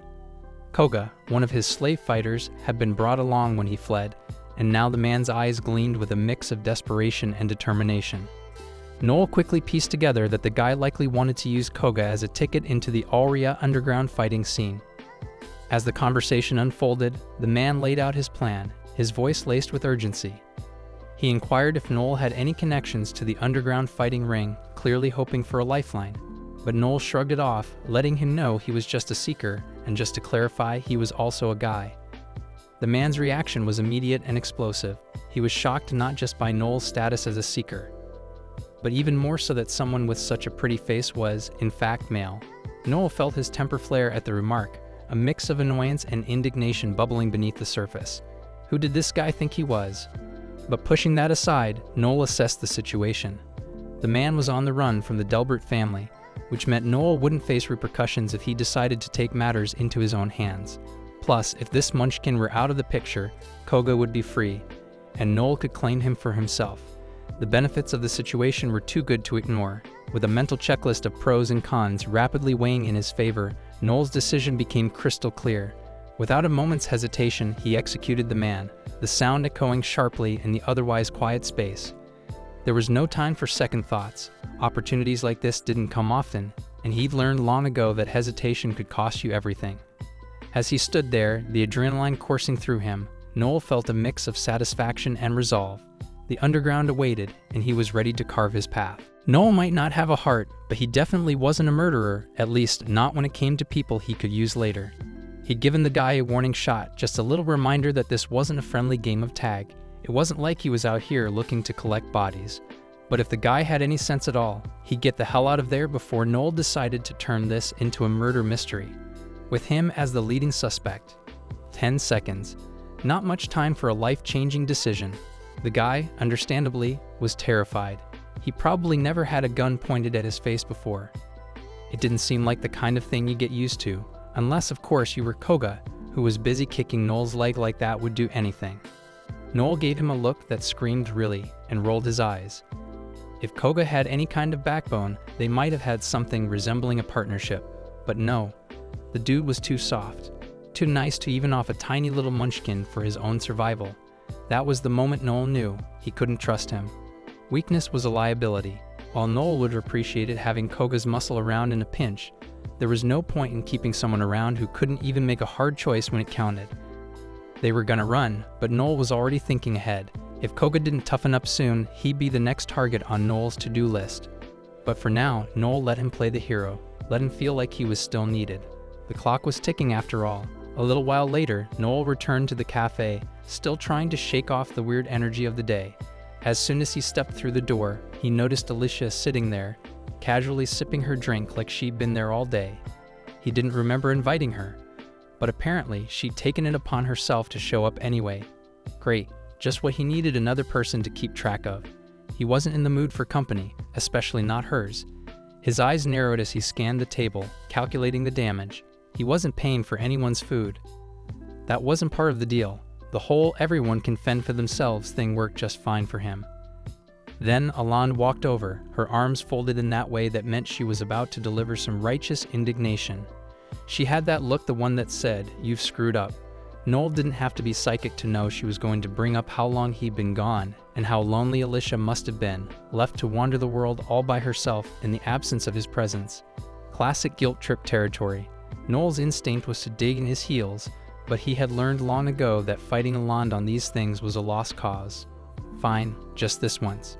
He'd treat both of them, but only because the longer he stood there, the more the annoyance of the situation outweighed his need to argue. They both got quiet as he sat down, but that didn't make the decision feel any less like a trap. And just like that, Noel was back to playing the role of reluctant benefactor. Not that he'd ever admit it, but he was starting to wonder if maybe he'd gotten a little soft. Then again, if they thought this was the beginning of a new trend, they were seriously mistaken. Noel took his seat, feeling the weight of the situation settle in. Alicia wasted no time with pleasantries and jumped right in, asking if he'd found any good party members during his little excursion. She seemed to think the long delay was a result of his recruitment efforts. If only it had been that simple. The whole process was more tedious than Noel cared to admit, and so far no one had met his very particular requirements. He wasn't looking for just anyone, and anyone who thought they could join his team without earning it wasn't worth his time. But it wasn't all bad. At least Alicia was keeping things light, even if her assumption was way off. Noel didn't bother explaining the reality of his day. There was no point. He didn't need anyone else to understand his methods or lack thereof. What he needed was to focus on something that actually mattered. He leaned back in his chair, scanning the room for a moment before fixing his gaze back on Alicia. There was no point beating around the bush. He got straight to the point, asking her if she knew anything about the drug that had been making its rounds lately. The one that had been popping up in whispers and rumors. It wasn't just some underground buzz, it was becoming a problem. And Noel was the kind of person who didn't let problems fester. Alicia didn't strike him as the type to get involved in that kind of thing, but sometimes people knew things they didn't advertise. He watched her closely, waiting for her reaction. She didn't seem surprised, which only made him more curious. If anyone had intel, it was probably her, but he wasn't about to make assumptions. Not just yet. The clock was ticking, and Noel had no time to waste. She has heard about it before, but she doesn't know much about it. M tells her that it apparently has a powerful side effect of rage, and it is currently going unchecked, so he wants her to be careful if she comes across it. Alicia is thankful for the advice, but Noel never goes out of his way to show concern for others, so she's a bit shocked he would warn her. Noel says he's just sharing info since he's on good terms with Leah's party. So Alicia thanked him again and got up, since it was about time she returned to the rest of her party. Before she leaves, she invites Alma to join her at a great sweet shop she knows, but not just as a fellow seeker, as a friend. Alma likes the sound of that, but Noel has no intention of becoming best friends forever with Leah, so he tells her to hurry up and leave already. Once Alicia is gone, Noel starts thinking about the situation with that uncontrolled drug. If Alicia had heard rumors about it, then it must have spread outside the capital. Noel hopes it will become a bigger issue than it already is. Meanwhile, the munchkin Miguel has just been captured by Albert Gambino. While normally Albert would want nothing to do with him, the Del Lumbert family wants their revenge for Miguel's treachery, and they ask the Gambino family for help. Miguel is in utter panic because not only has he been caught, but he was caught by Albert, who's a genuine psychopath. He's literally got a display case for the skulls of people he doesn't like. Albert says it would be no fun to just hand Miguel over to the Delbert family, and Miguel starts agreeing with him in an attempt to save himself. He says someone as great as Albert shouldn't have to do something as boring as calling in a bounty for the Delbert family. But his ass-kissing backfires because Albert says he's going to do something that will be a lot of fun. His idea of fun is to skin Miguel alive and turn him into a doll. Miguel freaks out and asks Albert if he's joking, but Albert is dead serious about it. He even intends to skin Koga as well. Koga hears Albert say he's going to skin them alive, but he doesn't really care since he gave up on himself a long time ago. Now he wants his miserable life to end, even if it's by being skinned alive. However, before Albert could bust out the skinning equipment, one of his debt collectors comes in and tells him he's brought someone who failed to pay on time. He turns out to be the chief of the Mitz village. The chief goes on a long-winded rant explaining how he had gathered the money to pay Albert, but an evil seeker named N stole all the money, completely unprovoked. He also says that N specifically called Albert Gambino a bastard, and Albert is outraged by that. He vows that he will make Noel pay for the disrespect he has shown him. As a reward for being so honest, Albert decides to give the chief some more time to repay the loan, but that doesn't mean there won't be penalties for missing the agreed payment deadline. Albert thinks for a second and decides that he will be taking the chief's right arm as compensation for the late payment. The chief is frozen in fear once he hears this. Albert wastes no time and orders Koga to carry out the dismemberment for him. You can tell that Koga is a long swordsman, so it should be easy for him to do it, even if it's just with a stick. Koga hesitates at first, but Miguel begins yelling at him to do as Albert commands. So Koga gets up and is about to go through with it. However, just before he does, Albert tells him to wait a minute because there is something he wants to do first. Albert then grabs a purple drug crystal and chomps down on it to get himself high, because violence is always better when he's high out of his mind. Now that he is tasting colors and seeing sound, he permits Koga to chop off the chief's hand. In denial, the chief says there's no way Koga can cut off his hand with a stick, but before he even finishes his sentence, Koga has made his move. A second later, the chief's hand falls off. The chief screams out in agony, and Albert is absolutely loving it. So Miguel tries to use this to his favor and offers to transfer ownership of Koga to Albert in an attempt to get on his good side. And it looks like it works because Albert agrees to take Koga as his own. Now that Koga officially belongs to Albert, he is taken to a separate room so he can change out his rags. And while he does so, we get to see his tragic backstory. His father was a wealthy businessman, and his mother was one of the most beautiful women of the Lambs. So by all indications, they were a happy couple with a blessed life. But then, one day, out of nowhere, Koga's father was attacked and knocked out while his mother was dragged away and had horrible things done to her. By the time Koga's father regained consciousness, he rushed to try and defend his wife, but the damage had already been done. 9 months later, Koga was born, and while his mother did her best to take care of him, Koga's father had grown bitter and resentful over the child. So once she saw the look of disdain he held in his eyes towards her, she couldn't take it anymore and drove a sword through her neck that night. Years passed since then, and Koga's father had become a drunkard from the loss of his wife, but Koga still yearned for fatherly affection, so he tried his best to make himself useful to him. However, the mere sight of Koga would often send his father into a rage, and all the rest of the people in the estate simply wish he had died alongside his mother so they wouldn't have to look at his face. Koga grew up in a household where he was constantly ridiculed, and no one wanted him, and they left a toll on his sense of self-worth. One morning, he woke up and found himself on a boat with no warning, but it didn't take long for him to realize that he must have been sold off as a slave by his family because they didn't want him around. That's where Koga first met Miguel, and the first thing Miguel did was take him down to an illegal fighting ring. And when Koga began dominating the competition, Miguel was really happy and began praising him for doing such a good job. This was the first time Koga had ever received any kind of praise in his life, so he was brought to tears. But he soon realized that Miguel didn't actually care about him. All he cared about was the money he was making off him. Back to the present, Koga is done suiting up, so he is officially sent out on his first mission under the command of Albert. Later that night, Noel heads over to an abandoned church building to meet with Loki, since Loki said he had some important information to give him. Noel has been good to him, so he gives him a warning and says the Gambino family is after Noel's head. He fills Noel in on what happened and explains that the chief of the Mince village lied to Albert Gambino about Noel disrespecting him, and Albert believed it. So he is sending an assassin after Noel. Noel thinks it's stupid for Albert to order a hit on Noel based on such evidence, but Albert is practically a madman, so a sane person could never understand how he operates.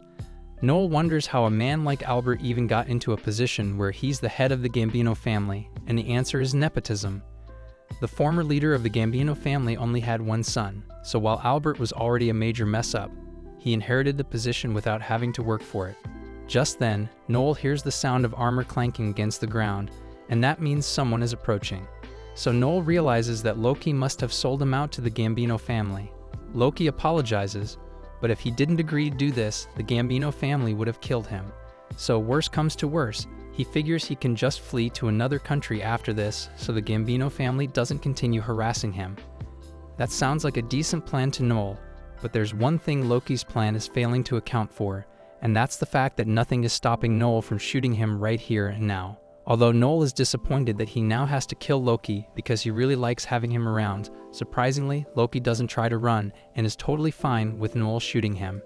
Noel is confused, so he asks why Loki is giving his life up right now. So Loki explains that he now realizes that it wasn't just Noel who sold out but also his pride as an informant, and he needs to atone for that. Noel sees that Loki is serious about letting himself get shot, so just this once, he decides to forgive him for what he has done. And he tells Loki that he won't have to leave the country to escape the Gambino family either because Noel is personally going to destroy it. Loki is stunned for a moment, but then he begins laughing hysterically because Noel forgiving him is completely out of character for him. However, Loki is grateful to have been given a second chance, so he vows to make it up to Noel later, but for now, he's not much use in a fight, so he leaves. Once Loki is gone, Noel turns to face his attacker and drinks a battle potion in preparation for the fight.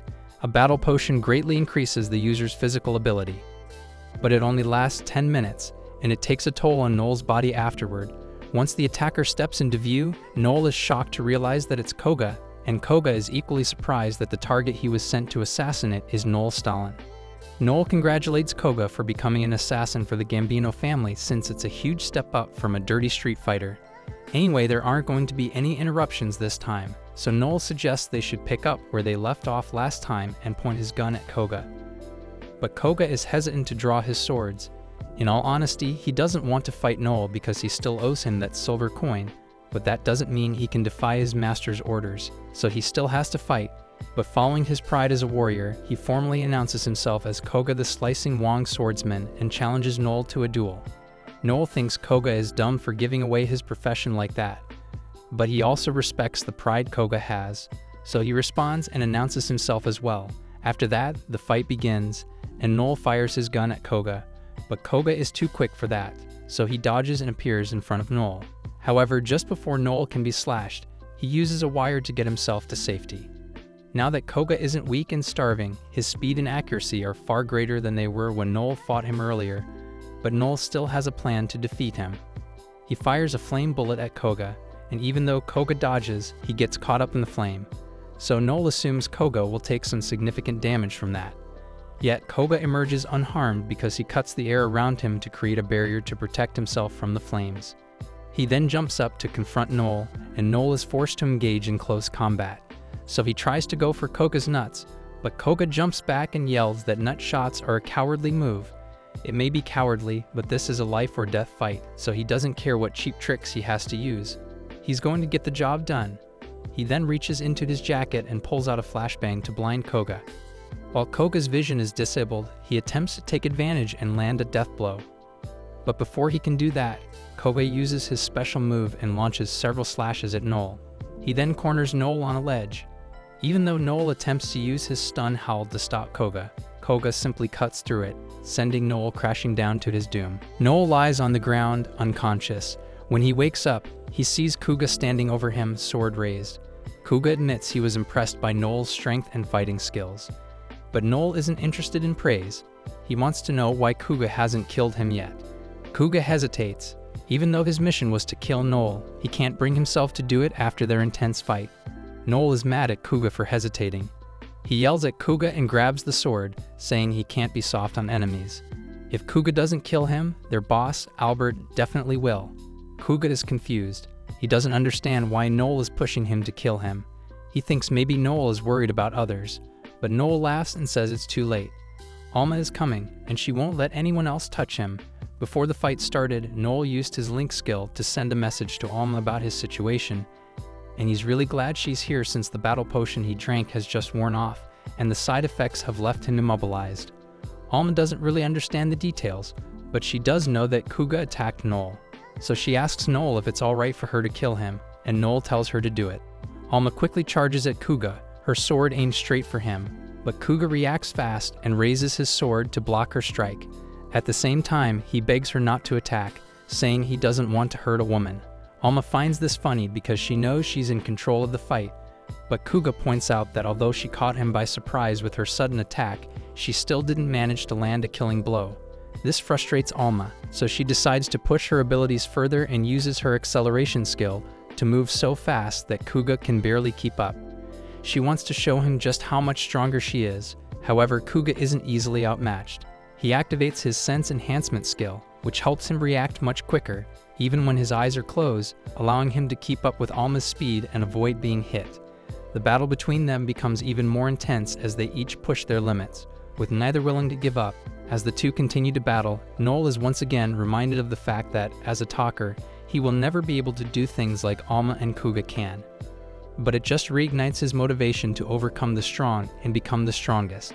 So far, Alma and Kuga have fought each other to a standstill, and Alma admits that Kuga is stronger than she gave him credit for, but she's going to make sure she finishes him off with her next poisonous attack. Since she's getting serious, Kuga decides to embrace gender equality and prepares his insta-kill slash to one-shot Alma. However, before either of them can attack the other again, Noel fires a flare into the sky and tells Alma to retreat. Alma doesn't want to, but this is an order, not a request, so she begrudgingly agrees to back off. Noel tells Kuga he has to leave as well since that flare he fired will draw the attention of the military police, and Albert will be really angry if the Imperial government finds out what he's trying to do here. As much as Kuga doesn't want to walk away empty-handed, he has no choice but to listen to what Noel says. But before he leaves, Noel calls him back and says he has a message he wants Kuga to pass on to Albert. The next day, Kuga goes back to Albert to report that he didn't succeed in killing Noel. To Kuga's surprise, Albert takes it pretty calmly, almost like it's no big deal. He even hands Kuga a box, and inside it is Miguel's head. But Albert doesn't seem upset at all. Instead, he just tells Kuga that he's in a good mood and will forgive him for failing this time. However, Albert warns him that if he fails again, there will be serious consequences. Kuga promises that he won't fail a second time and that he'll get the job done no matter what it takes. Albert seems satisfied with Kuga's determination and, feeling reassured, tells him to leave and get ready for the next attempt. But before Kuga leaves, he remembers that Noel gave him a message for Albert. "Albert Gambino, I'm going to take down your entire organization and send your ass to the Gulag." Albert calmly asks if Kuga is telling the truth or if he's lying as the chief of Mint did, but there isn't a hint of deceit on Kuga's face. So Albert starts tweaking out, and now he wants Noel to die even more. Kuga and Albert's bodyguard, Laios, both leave Albert's office to let him cool down, and as they walk away, Laios tells Kuga that he may have taken it a little too far with what he said. So Kuga apologizes. Laios asks if he said that because he had Miguel killed, but Kuga pretty much hated Miguel anyway, so he would have no reason to care that he died. The real reason Kuga feels like he has to deliver Noel's message is because he really admires him. Even though Noel is just a talker and doesn't have the natural strength of a fighter, he works so hard that he is able to go up against someone like Kuga. Kuga knows that the kind of training Noel must have gone through wasn't easy, and he can tell it must have been painful. But even with all that effort, Kuga believes there's no way Noel can beat someone like him. No matter how much he trains, a talker can never be as strong as a combat class fighter. But even though Noel is limited, he still has this fire in his eyes, a determination that no matter what, he will become the strongest person in the world. Kuga is amazed by that strength of will. After hearing this, Laios, who has been listening, says that Kuga has become completely captivated by Noel. He jokes and says, "No homo," meaning that Kuga's not in love with Noel, but that he has a deep respect for him as a rival, someone who pushes him to want to get stronger too. Now that Kuga thinks about it, Laios is so right, but he wonders how Laios has so much experience on this topic. So Laios explains that he too has experienced something similar, but that was a long time ago. The next day, Albert pulls up on Noel while he's at the secret tavern, and he's looking to make Noel pay for what he said. He's got A-rank Laios and a couple of B-rank seekers outside, so he's really confident that he can take Noel out today and plops down at Noel's table to confront him. He then grabs Noel's bottle of wine and starts chugging it as a display of superiority. But he absolutely hates how the wine tastes. Despite being outnumbered, Noel calmly roasts Albert and tells him it's bad manners to drink someone else's wine without invitation, although manners may be too difficult for Albert's brain to understand. Albert gets up in Noel's face in anger, so Noel tells him to back off since his bad breath is ruining Noel's appetite. Albert feels insulted, so he threatens to cut Noel's tongue off. But just before he can actually do anything, one of the seekers in the tavern walks up behind him and tells him to stop. He has no idea what kind of beef Albert has against Noel, but he wants to make it clear that, no matter the reason, he is not allowed to attack any seekers in this tavern. Albert is offended and asks the man if he knows who he is, and the seeker is well aware of Albert's reputation. But as a seeker, he and the other patrons of this bar refuse to let an outsider like Albert do what he wants. Albert doesn't like being told no, so he orders Laios and the rest of the bodyguards to kill Noel and all the seekers in the tavern. But the bodyguards are hesitant to comply with the order. Laios points out that killing all the seekers would be an easy task since everyone in the group is only C rank, but if they do that, they'll have to explain it to Don Luciano, and that's going to be really hard to justify. They're already in trouble because of the drug problem, and if they mess up again, it could mean the end for the Gambino family. Laios makes it clear that if Albert insists on going ahead with it, he'll make sure it's done, but it's not a good idea. Albert now feels unsure about what to do next. Seeing this, Noel takes the chance to roast Albert, calling him a coward and saying he's nothing but a useless piece of trash with no brains or reason. Albert's even angrier than before, but Noel tells him he had better be careful because all that anger will get his blood pumping, and that will spread the poison he drank from the wine even faster. After Noel mentioned that the wine was poisoned, Albert starts freaking out, and Noel goes on to explain that he poisoned it the second he saw Albert walk through the door. Albert can't believe Noel would do such a thing since there was no guarantee that Albert would drink it. But it is a pretty simple decision if you think about it. If Albert didn't drink the wine, then it would be no big deal. But since he did, victory is assured for Noel. Albert begins violently trying to throw up the poison, but Noel tells him it's too late for that since the poison has already made its way into Albert's bloodstream by now. Albert is now in full-on panic mode and rushes out of the bar to go to a doctor. But once Albert is gone, Laios compliments Noel for being so clever. He knows the wine wasn't actually poisoned, and that Noel was just saying that to convince Albert to get out here. Laios takes one look at Noel and can immediately tell that Kuga is right about the determination in his eyes. So as a favor, he offers Noel two choices. He can take this money and leave Atria so he doesn't get attacked by Albert again. But if he chooses to stay, then Laios will have no choice but to kill him right now. Noel decides to take the first option and gets up to leave with Alma. But as they leave the city gates, Alma is really impressed with Noel since everything goes according to his plan. He's glad everything has worked out so far, but things will only get harder from here on out. For now, Noel and Alma are going their separate ways for a week because there's something Noel wants to investigate, and Alma wants to go train in the woods so she'll be stronger than Kuga next time they fight. They fist bump on it, and Noel swears that by the time he returns, he will destroy Albert Gambino. A week later, Noel is back from his little expedition, and the second he sets foot in town, Albert pulls up on him with his entire army of bodyguards.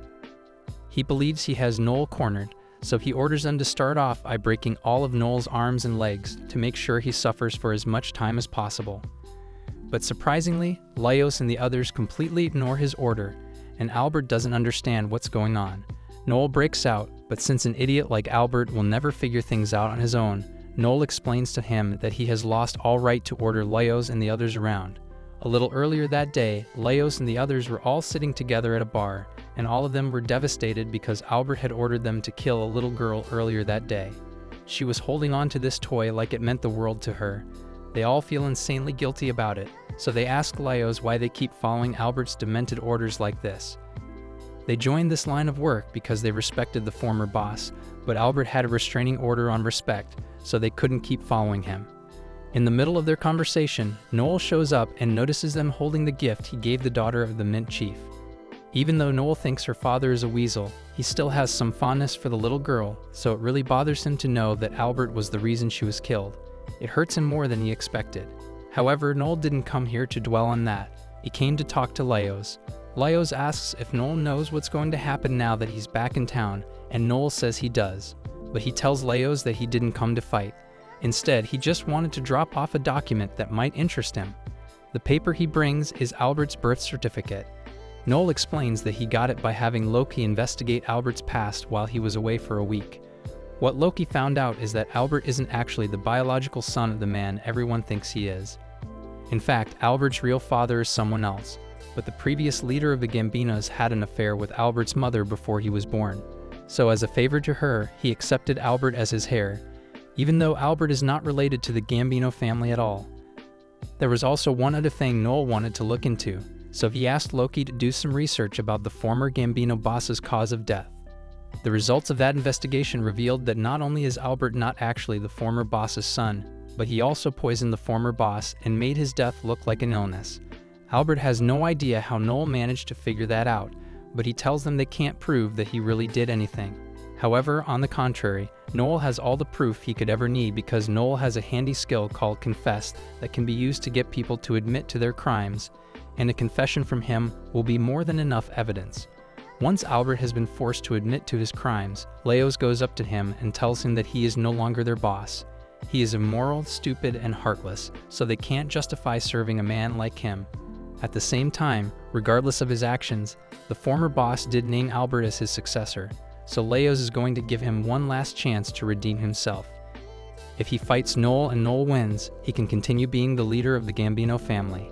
But Laios knows Albert would get folded immediately if he fought Noel himself, so he allows him to pick someone to represent him in battle. Albert refuses to be subjected to a trial like this, but all of a sudden, Pinocchio shows up. Noel invited her here to act as a witness to the duel, so Albert has no choice in the matter anymore. Fio has been looking for a way to get rid of Albert for a while now, so when Noel proposed this plan to him, he was more than happy to participate. Plus, if Noel wins this, Pinocchio will pay him 50 million. Albert accuses Fio of orchestrating this whole thing, but Pinocchio says he did no such thing and he's sick of listening to Albert's complaining. So he yells at him to quit messing around and pick someone to fight for him already, otherwise he will have to face much greater consequences at Pinocchio's hands. Albert agrees to pick a proxy, and Pinocchio tells him that if he wins, then he will be acknowledged as the boss of the Gambino family once more. Furthermore, he will even let the whole scene Albert caused at the secret tavern go, so he better make his choice quickly. Albert looks around for a second, and he ends up telling Kuga to fight for him. Noel had predicted this would happen since, even though Kuga isn't the strongest person here, he's bound by an oath of subordination, so he wouldn't be able to betray Albert even if he wanted to. Alm wants to have a rematch to prove that she's better than Kuga, but Noel pushes her aside and says he will handle it himself. Alma tries to convince him not to fight since she already knows he can't beat Kuga, but Noel believes he has a good chance of winning, so he tells her to just sit tight and watch him work. Once Noel is face to face with Kuga, he notices that Kuga looks really eager to fight, even though there's nothing in it for him if he wins.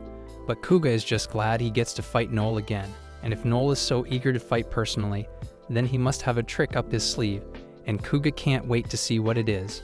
The two ready themselves and charge at each other, but Noel jumps into the air and fires an ice bullet. Even though Kuga manages to counter it, it still creates a massive ice wall around them, so now no one can see what's going on inside. As the fight goes on, Noel is running around to avoid getting slashed by Kuga, but when he finally creates some distance, Kuga takes a stance that means he's about to use his E-Flash. That skill basically increases Kuga's attack power sevenfold once he draws his sword, so if Noel gets too close, he might end up getting cut in half by it. But he still isn't worried because he has already planted the seeds to ensure his victory. To Kuga's surprise, Noel throws his gun away and says it's out of ammo, so he's going to be using a dagger to finish this. But before that, he has something important to say. "Can you do the thug shaker?" Kuga is caught off guard and asks Noel what that's supposed to mean. But Noel just said it so he could find an opening in Kuga's defenses to attack. Right now, Kuga is worried that Noel has a trump card up his sleeve, so he gets hesitant to counterattack, and that moment of hesitation is all Noel needs. Kuga eventually decides to fight back and slashes at Noel's arm, but this is all going according to plan, which is why Noel let him slash his arm. While Kuga's sword was stuck, Noel pulled it away from him. Kuga can't believe Noel would go that far for victory, but simply getting his sword away from him is nowhere near enough to stop Kuga, so he pushes Noel away and runs to catch his sword before it even hits the ground. Kuga then unleashes a slash that destroys the ice dome and sends Noel flying. But he isn't down yet. As he jumps out, Kuga lands a killing blow on Noel, or at least that's what he thought it was. But what he actually cut was an ice bullet Noel had stashed in his pocket, so the effects of the bullet caused Kuga's body to freeze solid. Everything Noel had done up to this point was for the sole purpose of making Kuga careless enough to fall for this trick. And now that Kuga's body is frozen, Noel jumps up and lands a kick that knocks him out. Ever since Kuga was a kid, he has never been able to fight back for himself because no one cared about him. But when he became a gladiator, he was forced to fight just to stay alive. While he hated every minute of it, all those death battles made him stronger. However, no matter how strong he got, he was always still that weak-minded little kid who couldn't fight back for himself. So he has only ever been able to do what he is told. Noel was declared the victor of the match, and as Kuga lies on the ground, he wishes he could be stronger like Noel. Despite being a talker, Noel has never once let others trample on his freedoms or ideals. Kuga is not going to be getting up for a while, but since the winner of the match has been decided, it looks like Albert has just lost all rights to call himself the leader of the Gambino family. Noel's job here is done, so he calls over to Finocchio and says he is leaving. They are free to do whatever they want with Albert. Before Noel leaves, Leos compliments him on his incredible fighting ability and thanks him for finally getting rid of Albert. He says that if there's ever a time when Noel needs help, he'll be happy to offer any assistance he can. But Noel turns down the offer and says he doesn't want to associate himself with the Gambino family any longer. Noel and Alma head to a nearby building, where Alma starts patching up his wounds. She tells Noel he was being far too reckless in his fight. That final kick he delivered to Kuga's chest was way too risky, because Kuga could have easily countered it if he had been expecting it. Noel says everything worked out in the end, so she shouldn't be worrying about it. But Alma reminds him that fighting is her job, and Noel's job is to be the commander, so she doesn't want him to keep getting into reckless fights personally. Noel apologizes and promises that he won't do it again. Alma tells him he can always rely on her when it comes to fighting. Just then, Finocchio walks into the room, and he congratulates Noel on doing such a good job. But there's something he wants to talk to him about. Noel asks if this has anything to do with the payment he's supposed to get for defeating Albert, because if so, he won't be allowing any discounts.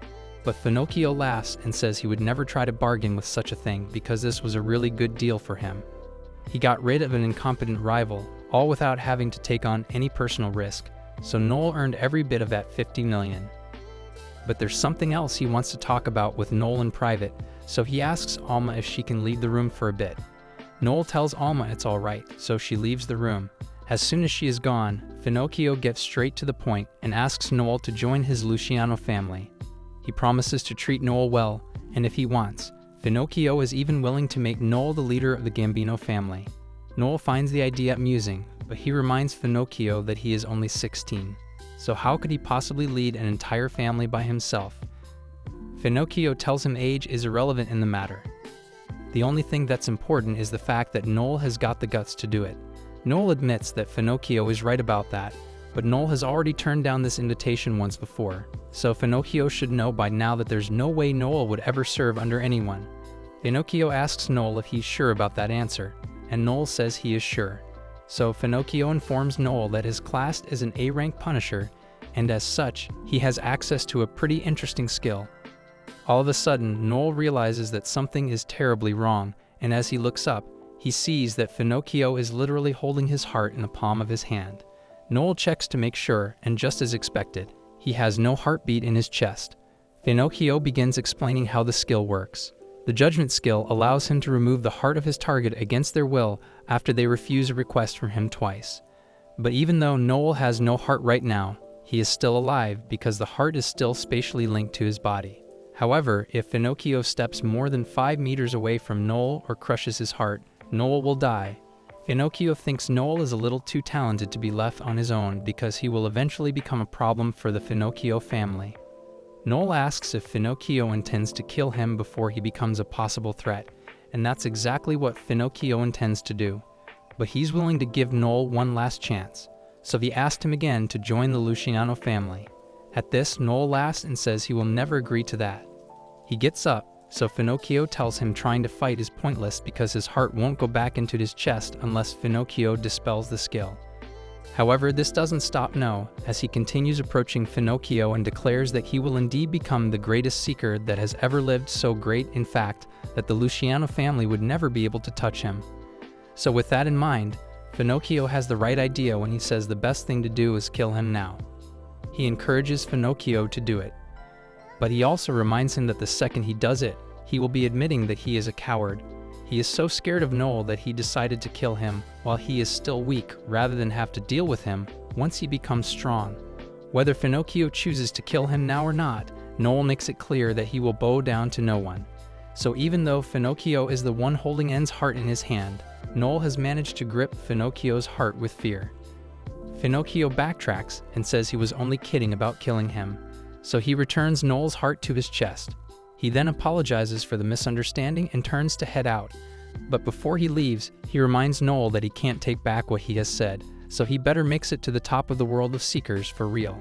Pinocchio then leaves, and as he is walking out, he locks eyes with Alma, who looks like she's on the verge of murdering him after that little stunt he pulled in there. But she doesn't do anything, so he keeps walking and returns to his carriage, where Albert is being held. As soon as Albert spots Pinocchio, he begins begging for his life because he doesn't want to be killed, and Pinocchio finds it a little annoying to look at Albert's pitiful face. But he has a good idea, so he says he won't kill Albert, but he does ask him if he has ever seen the Human Centipede movie. So it's clear that Albert is in for a terrible time now that Pinocchio has him. The next day, Noel meets with Kuga and shows him that he is now in possession of the contract of subordination that binds him as a slave. Kuga thinks this means Noel wants to become his master, but Noel says he has no use for a slave like him. It's true that Kuga is decently powerful, but compared to the rest of the Seekers in this world, he is still pretty much a weakling. And more importantly, Noel wishes to stand at the top of the world of Seekers, so he doesn't have time to take care of a weak little puppy because what he needs is a fierce wolf. He hands Kuga the contract and tells him he's a free man, so he can do whatever he wants now. And now that he's free, Noel asks him what he wants to do. Koa has spent his whole life being used by others, so when given the opportunity to be free, he doesn't really know what to do with himself. But he does know one thing, and that's the fact that he wants to be by Noel's side to watch him achieve his dream. So if Noel needs a fierce wolf, then that's what he will become. He asked Noel to allow him to join Blue Beyond, and Noel is more than happy to have Koga on the team. A little while later, the party heads out on their first mission, and their overall teamwork is nearly flawless. Noel gives the commands and provides support. Koga cuts through the enemy forces, and Alma clears a path for him to do so.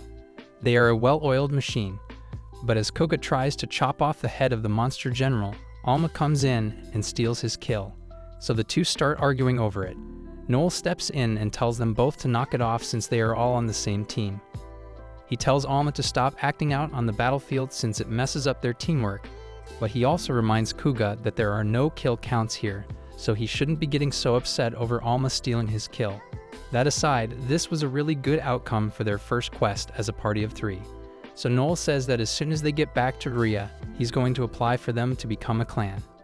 As a clan, they will officially be recognized by the state, meaning they will be able to take on quests without having to go through any intermediaries or pay any commissions.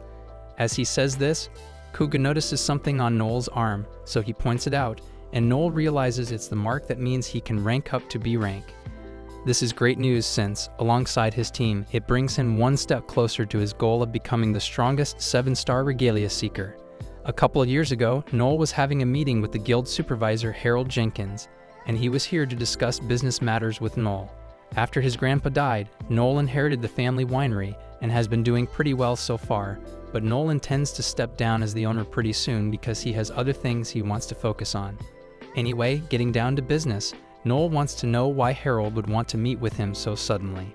So he is straight to the point and shows Noel a picture of a monster lord that appeared a few days ago, and he suspects that it may be the same one that destroyed Noel's village and killed his grandpa. Noel is shocked, but he has his suspicion that the Lord might have survived that fight because on the day of the tragedy, there were two things missing from the battlefield: the Lord's body and over Death's axe. He asks the guild supervisor if the monster has been dealt with, so the supervisor tells him that a major clan was sent out to take care of the Lord, but they were all wiped out, and by the time they sent the Supreme Dragon after it, the Lord had already returned to the Void. The fact that the monster returned to the Void is pretty alarming because monsters usually invade this world because of their overwhelming instinct to conquer it. But the Lord must be manifesting itself with clear intentions. After its second appearance, it is believed that this thing might have reached the level of the Valiants from the 13th layer of the Abyss. There are currently 10 known Valiants, and each one of them is said to be capable of wiping out the entire world if left unchecked. Although the last time a Valiant manifested itself in their world was 40 years ago, and for the first time in human history, it was actually defeated by No's grandpa. Up until that point, everyone thought the best they could do was force the Valiant back into the Abyss if they came through. But Over proved that defeating it was possible. Still, he is worried that the appearance of the Lord might cause another great catastrophe. After hearing all this, the look on Noel's face wasn't one of fear, but rather one of determination to become strong enough to take that Lord down if he ever encounters it. Harold recognizes that the look in No's eyes is the same one that Over Death had since he was good friends with him while he was alive. He tells Noel he can't wait to see what kind of seeker he's going to become in the future. Back in the present, Harold sees Noel and his friends walking up to his office. Once Noel and the others get in, Kuga is feeling really nervous since he is worried he might say something wrong and get them rejected. But Noel assures him that this is just an evaluation for their clan formation request, so they are just going to be asked a bunch of simple questions, and Noel is absolutely sure they will be accepted. Just then, they feel a terrifying presence at the door, so they all instinctively react and get into battle positions. But it turns out that it was just Harold. He says that there's no need for them to be so nervous and tells Noel it's nice to see him again. Harold is the one in charge of reviewing their clan application, so he sits down across from the group and begins reading off their report.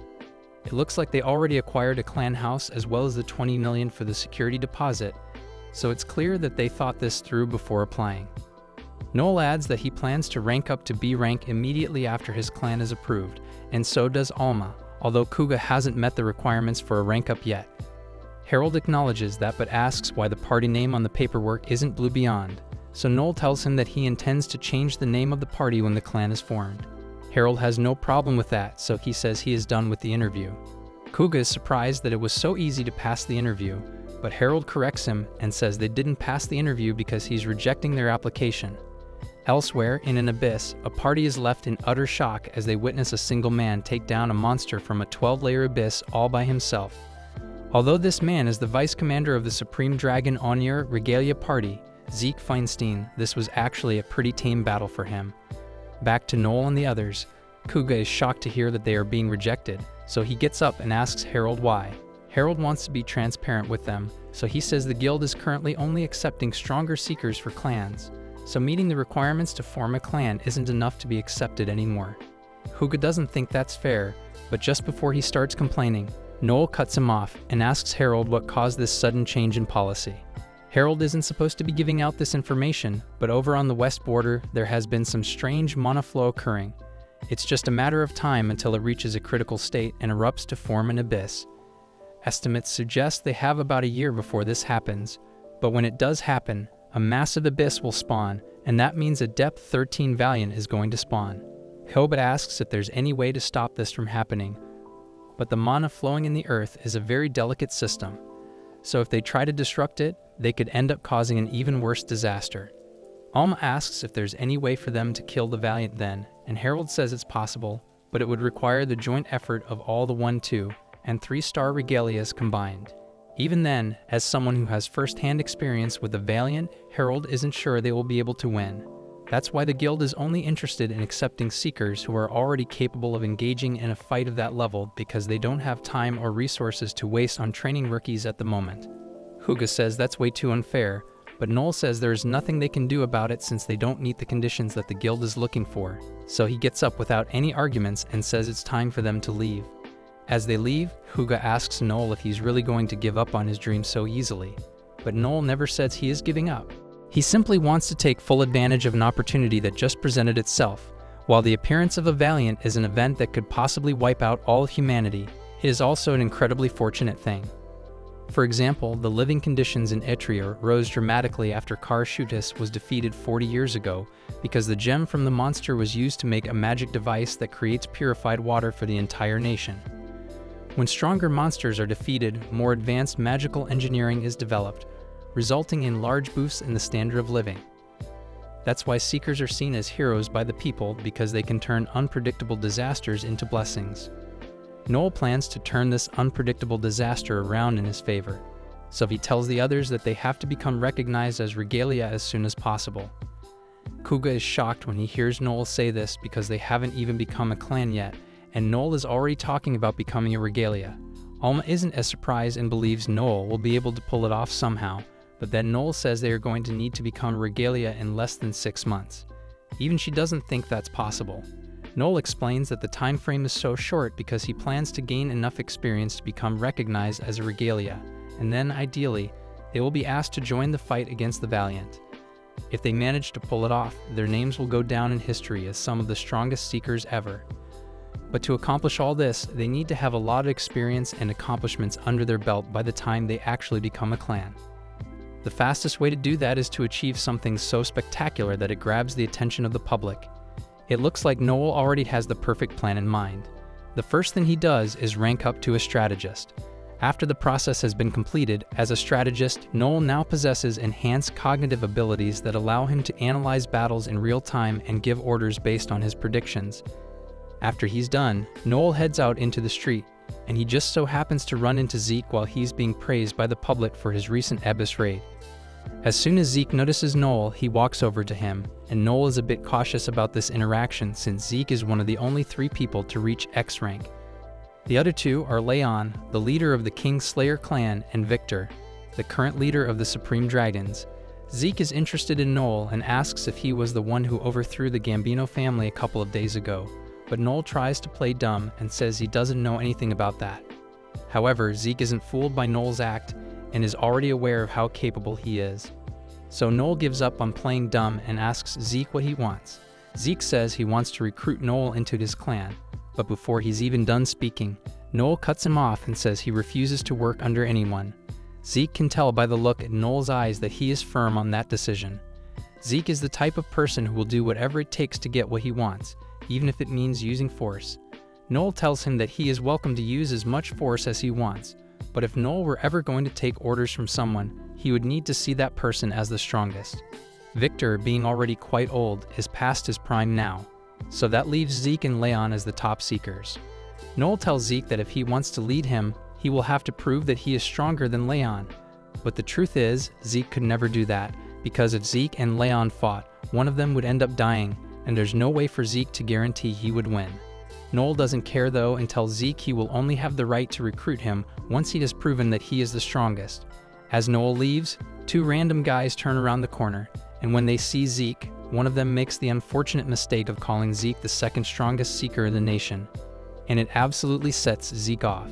Zeke walks over to the guy and asks him why he just said that.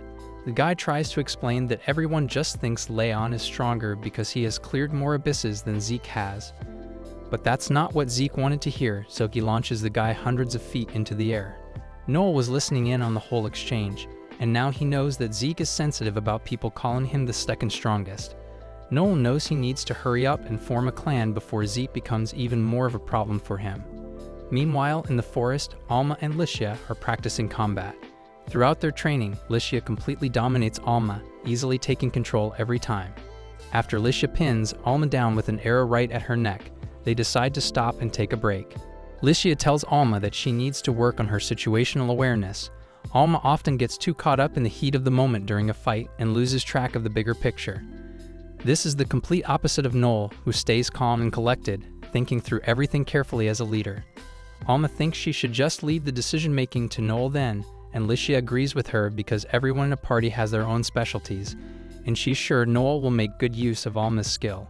Just then, one of Licia's friends, Ophelia, comes running up to her, and she's really glad they happened to run into each other here. Ophelia has never met Alma before, so she asks Licia about her.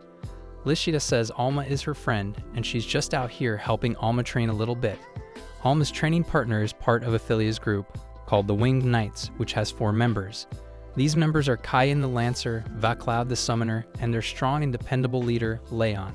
Ophelia tells Alma that if she ever needs help, she can come to her because a friend of Licia's is a friend of hers. Ophelia also wants to give Alma some advice. She warns her to stay away from a man named Noel Stalin. From what Ophelia has heard, Noel sold his own teammates as slaves and has been making shady deals with the mafia. Based on all the terrible things he has done, Ophelia is sure that Noel is an evil and dishonest person. But Leon stops her rant and tells her it's not nice to judge people based on rumors, especially when she has never actually met Noel before. Ophelia apologizes for going too far, but it's time for her party to go, so they start heading back to town. Once they are gone, Licia apologizes to Alma for what Ophelia said about Noel, but Alma doesn't really mind since most of what she said actually happened. Later that night, Noel meets up with Loki because he asked him earlier to gather some information. Loki hands him a list of parties that have recently moved up to B rank. At the top of the list is a group called the Wayne Knights, and they stand out because of their great achievements and good public reputation. Their leader, Leon, has a perfect record, and he's known for being a kind person, which makes him even more likable. However, Noel is aiming to reach the top of B rank, and if Leon and his party are in the number 1 spot right now, Noel knows he will have to do whatever it takes to surpass them and take that top spot for himself. So the first thing is to get someone to join the party, and Hugo Capilia Puppeteer, number 113, gets a surprising visit from Noel in the prison. But by the looks of it, Noel is sure this guy is losing more weight than his wallet after the shopping spree. Thus, he spills his plan to get him out of there and back on the team. Noel gets that this murderer, once known as the Prodigy Seeker, who shook the capital city, is on hold for execution. Hugo, the puppeteer, is nothing short of a mega mind, with a super rare job that comes with a combo of combat and production. This baddest fighter controls puppet soldiers in any kind of battle, with a surety of leading them all to victory. Though this solo loner wolf, aka Prodigy Seeker, never loses his cool with a smart head, like a freelance seeker, he takes everyone around to no less than a win. But then he quit it all to be a doll maker, like a total surprise move that turned out to be a killer deal hitting the jackpot. However, this new path flipped Hugo's life upside down. Noel, either way, wants to get him on board, but Hugo doesn't see that happening. With a hefty, lousy performance, Noel shows how he got the whole guard system in his pocket, carving a path for Hugo's freedom. Cutting to the chase, Hugo would like to hop out of this rotten cellar, but he just can't stand those violent idiot seekers who put on a big show of their combat prowess for no damn reason. Although he sees Noel got a totally different personality, like a snake, knowing the art of swallowing people whole. However, Noel reminds this puppet dude that he won't be taking no for an answer, as snakes are pretty persistent themselves. After he walks out, Hugo bets that his seeker days might be coming back. Afterward, Noel takes the lot to their new hangout place, the Rock Hard Beak. Alma's only concern revolves around their menu and food options because that's a major issue. That's when it hits Koga that this place hosts only B+ ranked seekers, but Noel doesn't got any damn to give. On their first step in, the atmosphere here gets super intense already, with the major seeker load eyeing this bunch from top to bottom. That said, a redhead Iron Man walks to this cutie, telling that he hasn't seen her here before.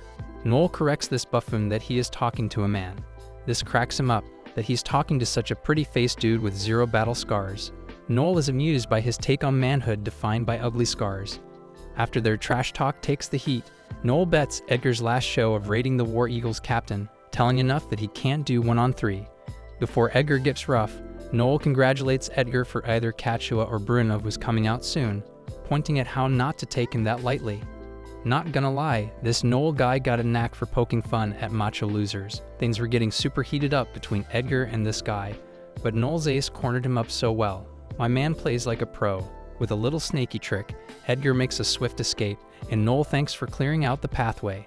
Koga is totally blown away by Noel's slick moves. Without wasting another second, the sneaky guy introduces himself as the leader of Blue Beyond, who will be joining them today. Later, Alma loves the food here, while Koga is surprised to see his hometown's booths here of all places. On the other hand, Noel wants these buffoons to pay attention and stay focused on their operation. He reminds the lads not to stray far from their agenda, as they have gotten lucky on their first visit. Ophelia, a pink-haired elf, walks to Alma, totally clueless, so she asks her if she isn't a newbie. Through Alma, Noel learns this chick is familiar with Licia and surely doesn't think well of Noel. With a sinister grin, this classic player would like to have fun fighting here now. Upon asking, Alma introduces her two teammates, Noel and Koga. That name totally dulls Ophelia's face when she recalls this guy sold out his party members over a killer deal from the mob. In no time, this chick jumps to hit Noel, but Koga comes to the rescue, and he wants no chick scaring his pretty master. Ophelia thinks of Koga as Noel's loyal dog. Before it gets rough, the blondie of Winged Knights, Leon Frederick, marches in to check out Ophelia. Noel teases the lad that he better leash her chaotic girl, who was just about to grab him out of nowhere. Bowing to apologize, Noel mocks this guy, saying that he got a member dumber than the loyal dog here. This charming captain of Winged Knights is super annoyed by Noel's loose mouth. Ophelia fills him in. And now this dude feels disgusted to know Noel can stoop this low for a good sum of money. Noel wants to cut Winged Knights' loser to cut their know-it-all arrogant act. Leon warns Noel that karma will be out to get him soon enough. That cracks him up, so Noel bets that Leon's preacher look wouldn't last longer as well. He warns that his godlike ego burst will see his downfall pretty fast. That totally pisses him off. Leon walks while the whole audience checks out this rumble, seeing Noel with dagger eyes like he's the national trash. Alma confirms that Noel's villain scene was a hit. Noel sees the plan worked, but he reveals his dirty cards, which even shocks Alma and Koga. Thus, Noel explains how the Seeker world would eat the cocky ones super quick, the ones who show their backs to the enemies. With a wicked laugh, he describes Winged Knights as their stepping stones. Later, over the couch, Marion, the Seeker Guild inspector, asks his grandpa's favorite in the lot that can stand against the valiant. Marion calls her bets on Leo Eden. Though she is in charge of Pandemonium, this chick knows Leo's arrogant nature combined with his lousy take on life is trouble. But his power has to be the strongest in all of history. She gets Zeke's Feinstein's power burst. Cackling like a hyena, Marion cracked up seeing Grandpa's choice.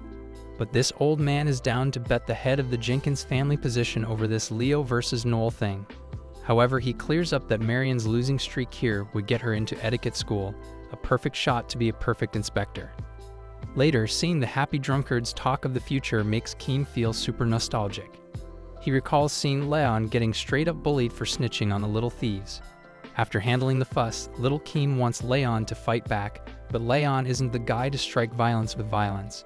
After seeing the spark in Leon's eyes, Keem forms their goals to be the ultimate world-class seekers together. Leon feels like he isn't cut out for this, but Keem points out that a swordsman like Leon and a lancer like him would defeat the beasts to help humanity. With such a moving speech, they set their goals. Keem always sees the spark in Leon, which he lacks, and that only pulls him even more to Leon. Later, as part of Winged Knights, Keem's firm belief in Leon helped him take down the Depth 7 forest dragon Ayatar. Keem bets their party, Twilight Glint, would take the new heights after this. Twilight Glint wasn't as catchy, so people called the Winged Knights after Leon's special angel wings ability. Keem sees Leon as the face of hope. At the bar, Keem cools down Leon, who got a bit cranky over some kid getting into the high-class club that took them years to get into. But he admires Noel's hard work in getting this far. Afterward, Keem discusses the Seeker Guild's letter to form clans, and all Winged Knights want Leon to decide. The next day, Winged Knights' applications get a solid rejection for not packing enough hunger to reach heights, like forming a clan earlier. Seeing Valiant come out of the shadow, Grandpa got a pretty tight schedule. Leon bows low for another chance, as going empty-handed isn't on his to-do list. So this old buffoon comes to the point that they better defeat the Dantalian Abyssal, Depth 8th, before another party does. Looks like the Winged Knight Paul's got a straight-up reality check from this old fart. Now for the grand reveal, Noel Stalin drops in, so the Winged Knights are in for a steamy fight. Harold sat both groups down to explain the mission. The objective was clear: kill the level 8 abyss monster known as Dantalian. However, Dantalian wasn't your typical monster. It could read minds, which made it incredibly dangerous, as it could predict and counter any strategy the Seekers came up with.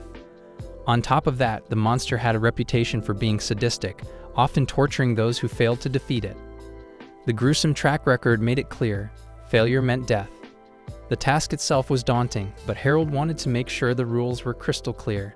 The first group to kill Dantalian would be the winner, but there was an important caveat. No one wanted any room for misinterpretation, so Harold asked a crucial question. Was interference allowed between parties? While the goal was to defeat the monster, the dynamics between the two teams could complicate things. If both groups were after the same prize, could they sabotage each other to gain an advantage? The possibility of competing teams trying to outsmart or even outright sabotage one another added an extra layer of tension. After all, with a monster as deadly as Dantalian, any edge, whether through strategy, surprise, or interference, could make all the difference. Leon objects to this since he and his party have a firm rule against killing humans, but Harold tells him there's no need to worry about that since the guild forbids murder. Although you are allowed to attack the opposing party to give yourself an advantage, you must ensure that the other party survives no matter what. To make sure the rules are followed properly, Harold will be using his unique skill to monitor the entire competition, so there will be no room for cheating. There are no objections so far, but Noel has some conditions he wants to add to the rules set. So he says there should be a rule that all participants must be in perfect fighting conditions at the beginning of the competition. Harold agrees to this, and since there are no further concerns about the rules, he carries on with the explanation about this competition. He wants to make it very clear that this competition is a special case, so there will be no second chances. And to make sure they do their best, he's adding a penalty. The losing party will be forced to disband their team, and furthermore, they will be banned from reforming their party. Any attempts to circumvent this penalty will result in the losing party members losing their Seeker's license. So Harold asks if they are really sure they want to go through with it. Noel doesn't hesitate as he signs his name, and after a little confirmation from Keem, Leon signs up as well. And now that everyone has agreed to the terms, Harold officially declares that the competition will be held 3 days from now, so they had best get ready. Harold then leaves the room. As a gesture of goodwill, Leon shakes Noel's hand and says he will fight with everything he's got during your battle. But even though the odds are definitely in Leon's favor with his party being stronger and more experienced, Noel recently ranked up and became a strategist. So with his enhanced thinking, he can already see Leon pathetically losing. The day of the competition finally arrives, and Harold greets both parties, explaining the rules once more.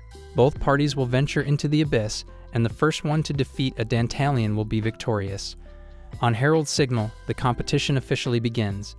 But to Leon's surprise, Noel and the others literally sit down and start having a picnic together. Lime asks Noel what he thinks he's doing, but Noel just says he's having lunch, so he's letting the Winged Knights make the first move. This makes no sense to Leon, so he starts yelling at Noel to take this seriously. But Keem stops him since there's no point in wasting time on him.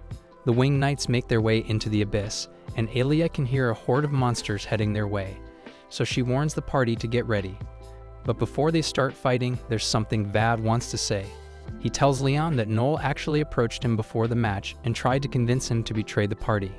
Of course, Vav turned him down, but he's just mentioning this in case Noel approached any other party members. And as it turns out, both Keem and Aelia were approached by Noel as well. Leon was shocked that Noel tried to convince everyone in the party except him to become a traitor, but the others told him there was no need to worry since they would never betray him. The things Noel was saying didn't even make sense to him at the time since he kept telling Vav he would be free if he betrayed the party. They think he was just trying to create suspicion to throw them off their game, so it's a good thing they were able to clear up any misunderstandings immediately because that horde of monsters just arrived, so they are going to have to fight with everything they've got. Meanwhile, outside the abyss, Noel and the others are still casually enjoying their meal. But Harold has some thoughts about the way Noel is handling this. Earlier, he met with Noel and told him he was impressed with how he tricked the Winged Knights into doing exactly what he wanted. but he can't condone the fact that Noel forged official guild letters in the process. Noel asks if Harold intends to disqualify him for what he did, but Harold decides to let it slide. After all, he asked Noel if he really thought he could win, though there was not a doubt in Noel's mind that he would come out victorious because that's what his grandpa taught him to do. Although back in the present, Kat is starting to get a little worried about them wasting time here since there's a chance that the Winged Knights might actually be able to kill the Dantalian.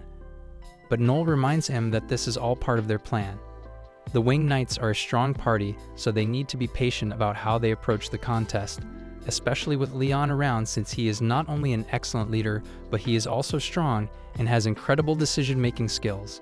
Not to mention, when he activated his unique Angel Wings ability, his monoflow speed increased, allowing him to activate skills with no cooldown time. There's no doubt that he has talent bestowed by the heavens, but there are times when excellence can be a burden. He tells Koga and Alma that they don't need to worry since no matter what, he is sure they will win. After all, he has already planted the seeds of mistrust that will end up splitting the Winged Knights up because he told everyone except Leon what's going to happen. Leon is going to end up betraying them before the match. Noel went to see Keem at the bar, and the second Keem noticed Noel, he became hostile. But Noel reminds him of the rules they set regarding interference.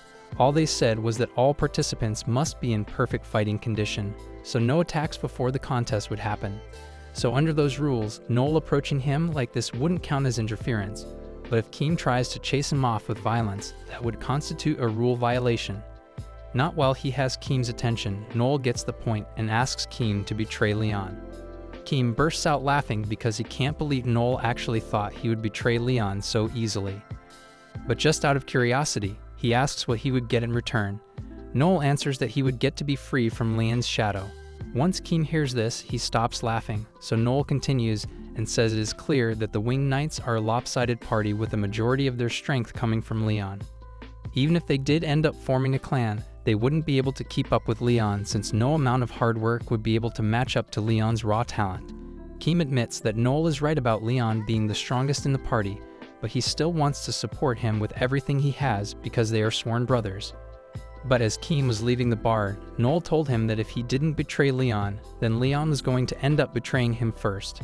Back to the present, the party is up against the Dantalian, and they've managed to take out all of the smaller monsters, but the creature is able to read all their thoughts, so it is hard to make any progress against it. Vad tries to launch a fire spell to catch the Dantalian off guard, but the monster is easily able to read his attacks and dodges the attack. Sneak attacks won't work against it, but with Leon's Angel Wing skill, he's fast enough to fight with the Dantalian on equal footing. But when the Dantalian jumps in the air with a fistful of rocks, Leon realizes what's going on and warns everyone just before the monster launches a hailstorm their way. Back outside the abyss, Koba can hear the battle taking place in there and asks Noel if they still shouldn't get involved yet, but Noel says they should wait for the Winged Knights to reach their limit in there before they do anything. In the aftermath of the hailstorm, most of the Winged Knights are still alright, but Aelia has been knocked down by the rocks and lost an arm because of it. The Dantalian begins cheering once it realizes it managed to severely injure one of the party members, but Leon has no intention of letting Aelia die, so he tells the others to retreat with her while he holds the Dantalian off. He uses his Holy Shield skill to keep the Dantalian busy and remarks that Leon is a really strong toy, but the others are weak, so they can't win. Leon admits that they aren't strong enough to win, but a Seeker never gives up, so even if they can't win right now, he's going to keep fighting and use his invincible skill to blind the Dantalian for a moment so he can get away. He catches back up with the rest of the party, and while they are hidden by a barrier, Vakla uses some healing magic to stick Aelia's arm back on. Thankfully, she regains the feeling in her arm, but she still can't move it around much, so she won't be able to use her bow anymore. She apologizes to Leon for being such a burden, but Leon tells her she doesn't have to worry about it. But as much as he hates to say it, they might need to give up on defeating the Dantalian. However, before he finishes his sentence, Keem cuts him off and says he has a plan. He will act as a decoy to draw out the Dantalian, and when he does, he wants Leon to attack it with his ultimate slash attack. Leon immediately objects because not only will that attack use up all of his remaining mana, but it is also an area of effect attack, so he will most likely end up hitting the others if he uses it. Keem reminds him that this was the same way they defeated the level 7 monster, and this is their only choice anyway. They are currently being hidden by Vlad's concealment spell, but if they try to attack from inside here, the spell will be destroyed, so a sneak attack from here isn't an option. He tells Leon that he will try to lure the monster as far away from here as possible to keep the others safe, but he isn't planning to let himself die either. He's just going to jump out of the way at the last second like before, so he assures Leon that everything will be alright. However, Leon simply refuses since that plan won't work. The Dantalion is capable of reading minds, so it will immediately realize that Keem is nothing but a decoy. Keem asks what Leon wants to do then, because if they retreat now, they will lose the competition and be forced to disband their party. However, Leon says there's another way out of this, so he suggests that they should team up with Noel. The others can't believe what they are hearing, but Lane explains that if they team up with Noel, they may not get approved as a clan, but maybe they can avoid being forced to disband. Keem starts yelling that Noel is their enemy, so they can't possibly team up with him, but Leon remains firm on his decision because this is the only way to avoid sacrificing anyone on the team, so it's the right thing to do. However, Keem doesn't care about the right thing right now. He just cares that Leon seems to trust Noel more than him. But given the circumstances, Leon admits that he thinks Noel is more likely to succeed than Keem is. Keem is devastated to hear this, so he walks up to Leon and stabs him in the gut. He admits that all this time he has been jealous of how talented Leon is, but he thinks of him as a brother, so he has stuck with him this whole time. He was even willing to give up his life for Leon because he thought Leon trusted him, but now he just wants to be free. All of a sudden, the Dantalion lands in front of the group, and for a moment, they are terrified because they stand no chance of beating it.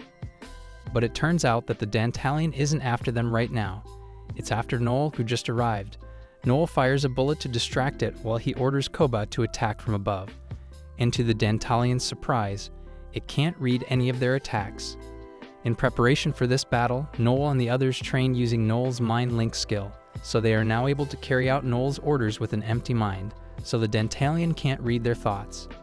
As for Noel with his strategist mind, he is able to think so fast that the Dantalion can't keep up with his thoughts. The Dantalion suffers a massive headache from reading Noel's mind, so it is forced to rip out its third eye so it doesn't have to hear Noel's thoughts anymore. But this is exactly what Noel was waiting for, because now he can give the order for Alma to finish the Dantalion off. This is exactly what Noel was waiting for, because now he can give the order for Alma to finish the Dantalion off. She activates her acceleration skill and charges forward, feigning an attack to deceive the Dantalion. As it attempts to counter, she triggers a second ability, phasing through its hand. This is the Phantom skill she unlocked after ranking up, allowing her to turn intangible once every 24 hours, rendering all physical attacks useless. Seizing the moment while the Dantalion's guard is down, she unleashes another rapid attack skill, punching a hole through its chest. With that, the monster falls, the abyss is cleared, and Noel's team is declared the winner of the competition. As an added bonus, the battle gives Koga enough experience to rank up, putting him back on par with Noel and Alma. Koga wastes no time teasing Alma about it, but Keem steps in, questioning whether this was Noel's plan all along. Noel doesn't deny it. He confesses to orchestrating everything, from pushing the guild to hold the competition to selecting the Dantalion as their opponent for its favorable matchup. He even admits to sending fake letters to pique the Winged Knight's interest in forming a clan.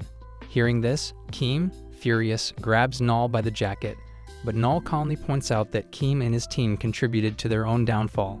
After all, Keem betrayed Leon out of jealousy. While everyone in the Winged Knights is strong, Leon is the only one truly gifted, and the rest of them are merely living in the shadow of his success. It's natural for them to become envious of him, but they keep their envy buried for so long that it has eaten away at their bond. So all it took was a little nudge from Noel to break them apart. Noel learned firsthand that even the smallest crack in a team's bond can lead to disaster. But in this case, he thinks Leon is actually the one at fault here. Keem wouldn't have stabbed him if Leon had trusted him. Just then, Harold walks up and declares that Noel's party is the winner of this competition, so he will officially recognize them as a clan. In accordance with the rules of this contest, as the losers, the Winged Knights will be forced to disband with immediate effect. The news of the contest spreads throughout the capital, and a lot of people are devastated since they actually really like the Winged Knights. As for the Winged Knights themselves, Ophelia decides to give up on being a seeker because she doesn't think she has what it takes to continue, so she says goodbye to Letitia. On the other hand, Vad accepts an offer and joins another party that same day. Meanwhile, Noel goes to visit Hugo to tell him all about the recent events, but Hugo doesn't think it's a good thing since the Winged Knights were one of the few parties that were actually made up of good people. Noel doesn't think he did anything wrong since the relationship between the Winged Knights was already destined to fall apart, so all he did was speed up the process. Hugo finally understands Noel's true intentions behind everything, but he can't fathom how destroying the Winged Knights would convince Leon to join him. Noel, however, assures him that he already has a plan in place to bring Leon over to his side. Once Leon is on board, Noel promises to persuade Hugo to join the team as well. With that, Noel leaves the prison. Elsewhere in the city, Keem drowns his sorrows at a bar, determined to drink his pain away. When he asks for another drink, the bartender refuses, deeply concerned that Keem is trying to drink himself to death. The bartender knows what happened, but he reminds Keem that he's still young and can start over with another group. Keem, however, is stuck in his regret, unable to move on. Looking back, he realizes that if Leon had agreed to his plan, it would have been a death sentence. There was no way it could have succeeded. Leon's decision at the time was the best choice to protect everyone, but instead of supporting him, Keem betrayed him. He can't forgive himself for that, and even the bartender admits that Keem really messed up. But he points out that drinking to oblivion won't fix anything. What matters now is something far more important, setting Leon free. Keem is confused, so the bartender explains that Leon is likely blaming himself for everything that happened and can't move forward. If Keem truly wants what's best for Leon, he needs to face him and tell the truth. Meanwhile, Leon finds himself cornered in a dark alley by Edgar and a few of his goons. Edgar saw the news of the Winged Knight's downfall and couldn't resist taking the chance to kick Leon while he was down. Edgar has harbored a grudge against Leon for as long as he can remember, hating him for his spotless reputation and immense popularity. Meanwhile, Edgar has always been treated as a scumbag, primarily because he is one. That's not the point. Now that Leon doesn't have his friends around anymore, he has lost the will to defend himself, so Edgar wants to take him out. However, before he can do that, Noel and the others show up and take out all his friends. Edgar yells and asks what Noel is doing here, but Noel just says he just happened to be in the area for a walk. Edgar doesn't believe him and tells Noel to leave because he's getting in the way, but Noel doesn't like Edgar's tone, so he tells him to wash his mouth. Edgar takes this as a personal insult and prepares to fight Noel with his friends. But Edgar's friends aren't as dumb as he is, so they know they stand no chance of beating Noel's party and immediately run away. Noel then decides to teach Edgar a lesson in respect and chops his nose clean off before squishing it beneath his feet. While Edgar is screaming in pain, Noel pulls him by the hair and threatens to give all his friends and family the same nose job if he ever acts like a scumbag again. Edgar is scared out of his mind, so he swears to do as Noel said and runs away. Once he's gone, Noel turns back to Leon and tells him he has some business to discuss with him. He tells Leon that he wants to recruit him into his clan, but Leon can't believe what he's hearing. Noel assures him that his offer is genuine, and if Leon accepts, then he is even willing to make him the vice master of the clan. Noel thinks it's a good deal for Leon, but Leon refuses to ever team up with the likes of Noel. If Noel hadn't come along, the Winged Knights would still be together, or so it seems. But Noel argues that the party was doomed from the start, and Leon knew it too. Leon's righteous and upstanding nature was only possible because of the unwavering loyalty and dedication of his teammates. Yet, no matter how hard they worked, they could never match Leon's natural talent. Eventually, that gap in skill would lead to resentment. Leon admits Noel is right, but he still refuses to accept Noel's offer because it would mean abandoning everything the Winged Knights worked so hard to achieve. Noel challenges Leon, asking if he plans to stop fighting over this. If Leon gives up now, the legacy of the Winged Knights will disappear entirely. However, if he rises as a seeker and makes a name for himself, he could keep their spirit alive. People might call him a traitor, but Noel insists this is the moment for Leon to be selfish if he truly wants to protect what matters to him. Leon considers Noel's words and asks why he chose to become a seeker in the first place. Noel responds without hesitation. He wants to become the greatest seeker of all time, and he will make it happen, no matter the cost. Noel's unwavering conviction is enough to sway Leon. He agrees to join Noel, but warns him that he must follow through on his promises, otherwise, Leon will never forgive him. The two shake hands, sealing their partnership, and leave the alley as allies, united under a new clan. Meanwhile, Moran reviews the case file with her grandfather, Harold. She finds Noel's actions distasteful, accusing him of tearing apart the noblest party only to steal their leader. Harold agrees that Noel's methods may lack morality, but he can't deny the results. A stronger, more promising clan has emerged, and he's curious to see what they'll accomplish. In fact, Harold already has another quest lined up for them, an abyss that appeared recently with a depth level of 9. It's a challenge far greater than anything Noel's group has faced before. As Noel and the others walk through the city alongside Leon, whispers follow them. People call Leon a hypocrite for siding with the very man who destroyed the Winged Knights. Noel, however, tells Leon to ignore the noise. Once he proves himself, they won't be able to criticize him so easily. Suddenly, a voice yells Noel's name from behind its Keem. Furious, he blames Noel for everything and charges at him, screaming that he's going to kill him. But Leon gets in between the two of them and tries to stop Keem. He tells Keem that killing Noel won't fix anything, but Keem refuses to listen to a traitor. So if Leon is so insistent on protecting Noel, then Keem will have to kill him first. Keem leaps up to attack Leon, so Leon is forced to defend himself. But as he moves to counter Keem, he sees Keem smirk and realizes he is doing all of this on purpose to improve Leon's image. He knocks Keem out in the gentlest manner possible, and once he is on the ground, people begin praising Leon's strength for being able to take an opponent out without even drawing his sword. Leon doesn't think he is right here, but he has made the decision to follow his own path, so he isn't going to turn back now, even if it means Keem will hate him. But as he is walking away, he hears Keem wish him good luck. He wants to turn back to properly make amends with Keem, however, Noel tells him to keep walking because this is what Keem wants. So the best thing he can do for him right now is to grow as strong as possible. Later that day, Noel brings everyone to their new clan house, and he's pretty happy about it since he only had to pay 20 million to get it. The others are shocked that the price was so low, but now that he thinks about it, Leon remembers hearing rumors about this place being a former execution ground, and to this day, everyone who has ever lived here claims to have been haunted by the ghosts of the dead. That's why Noel was able to get such a good deal on this place. In case anyone is worried about the ghosts, he assures them he has a plan and shows off the new skill book he bought, Exorcism. This skill allows him to instantly eliminate all types of undead creatures, so the ghost shouldn't be an issue. With the living arrangements settled, Noel reveals a special necklace for everyone. It features a snake with angel wings, symbolizing the duality of good and evil within their party. From this moment forward, the team will be known as Wild Tempest. A few days later, the newly formed clan takes on their first mission against Garmer. However, the ghosts Garmer keeps summoning quickly overwhelm Noel's exorcism skill. Realizing the situation, Noel notes that Garmer is clearly intelligent and must be trying to wear them down before striking. He orders Koga and Alma to support Leon while he uses his ultimate skill, Saren Blade, to wipe out the ghosts. Leon argues it's too risky, but Noel insists they stick to the plan.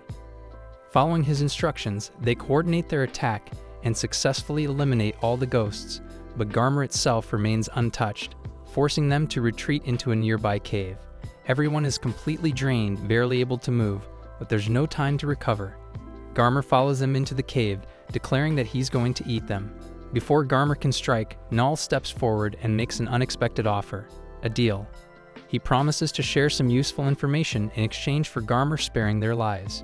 Curious, Garmer agrees to hear him out. Noel pulls a mist bottle from his pocket and sprays it into the air. Garmer scoffs, confused about how such a thing could possibly help him. While the mist may not be useful for Garmer, it proves incredibly effective for Noel. It's a fast-acting poison. Almost immediately, Garmer begins to feel its effects. The poison was crafted using one of Alma's assassination skills, specifically a version lethal to beasts like Garmer. Unfazed, Garmer insists that a little poison won't be enough to stop him, but Noel reveals the full truth. He's filled the entire cave with the poison. Overwhelmed, Garmer collapses to the ground. This was all part of his plan, as he had everyone pretend they were losing to lure Garmer into a false sense of security. With Garmer weakened, Noel delivers the final shot to defeat him once and for all. After the mission is complete, he goes to meet Harold, who congratulates him for his first victory as a clan. But Noel isn't satisfied with this alone. He still plans to make it to the top as the greatest seeker ever, and to do that as a talker, he will first make his clan the strongest of all.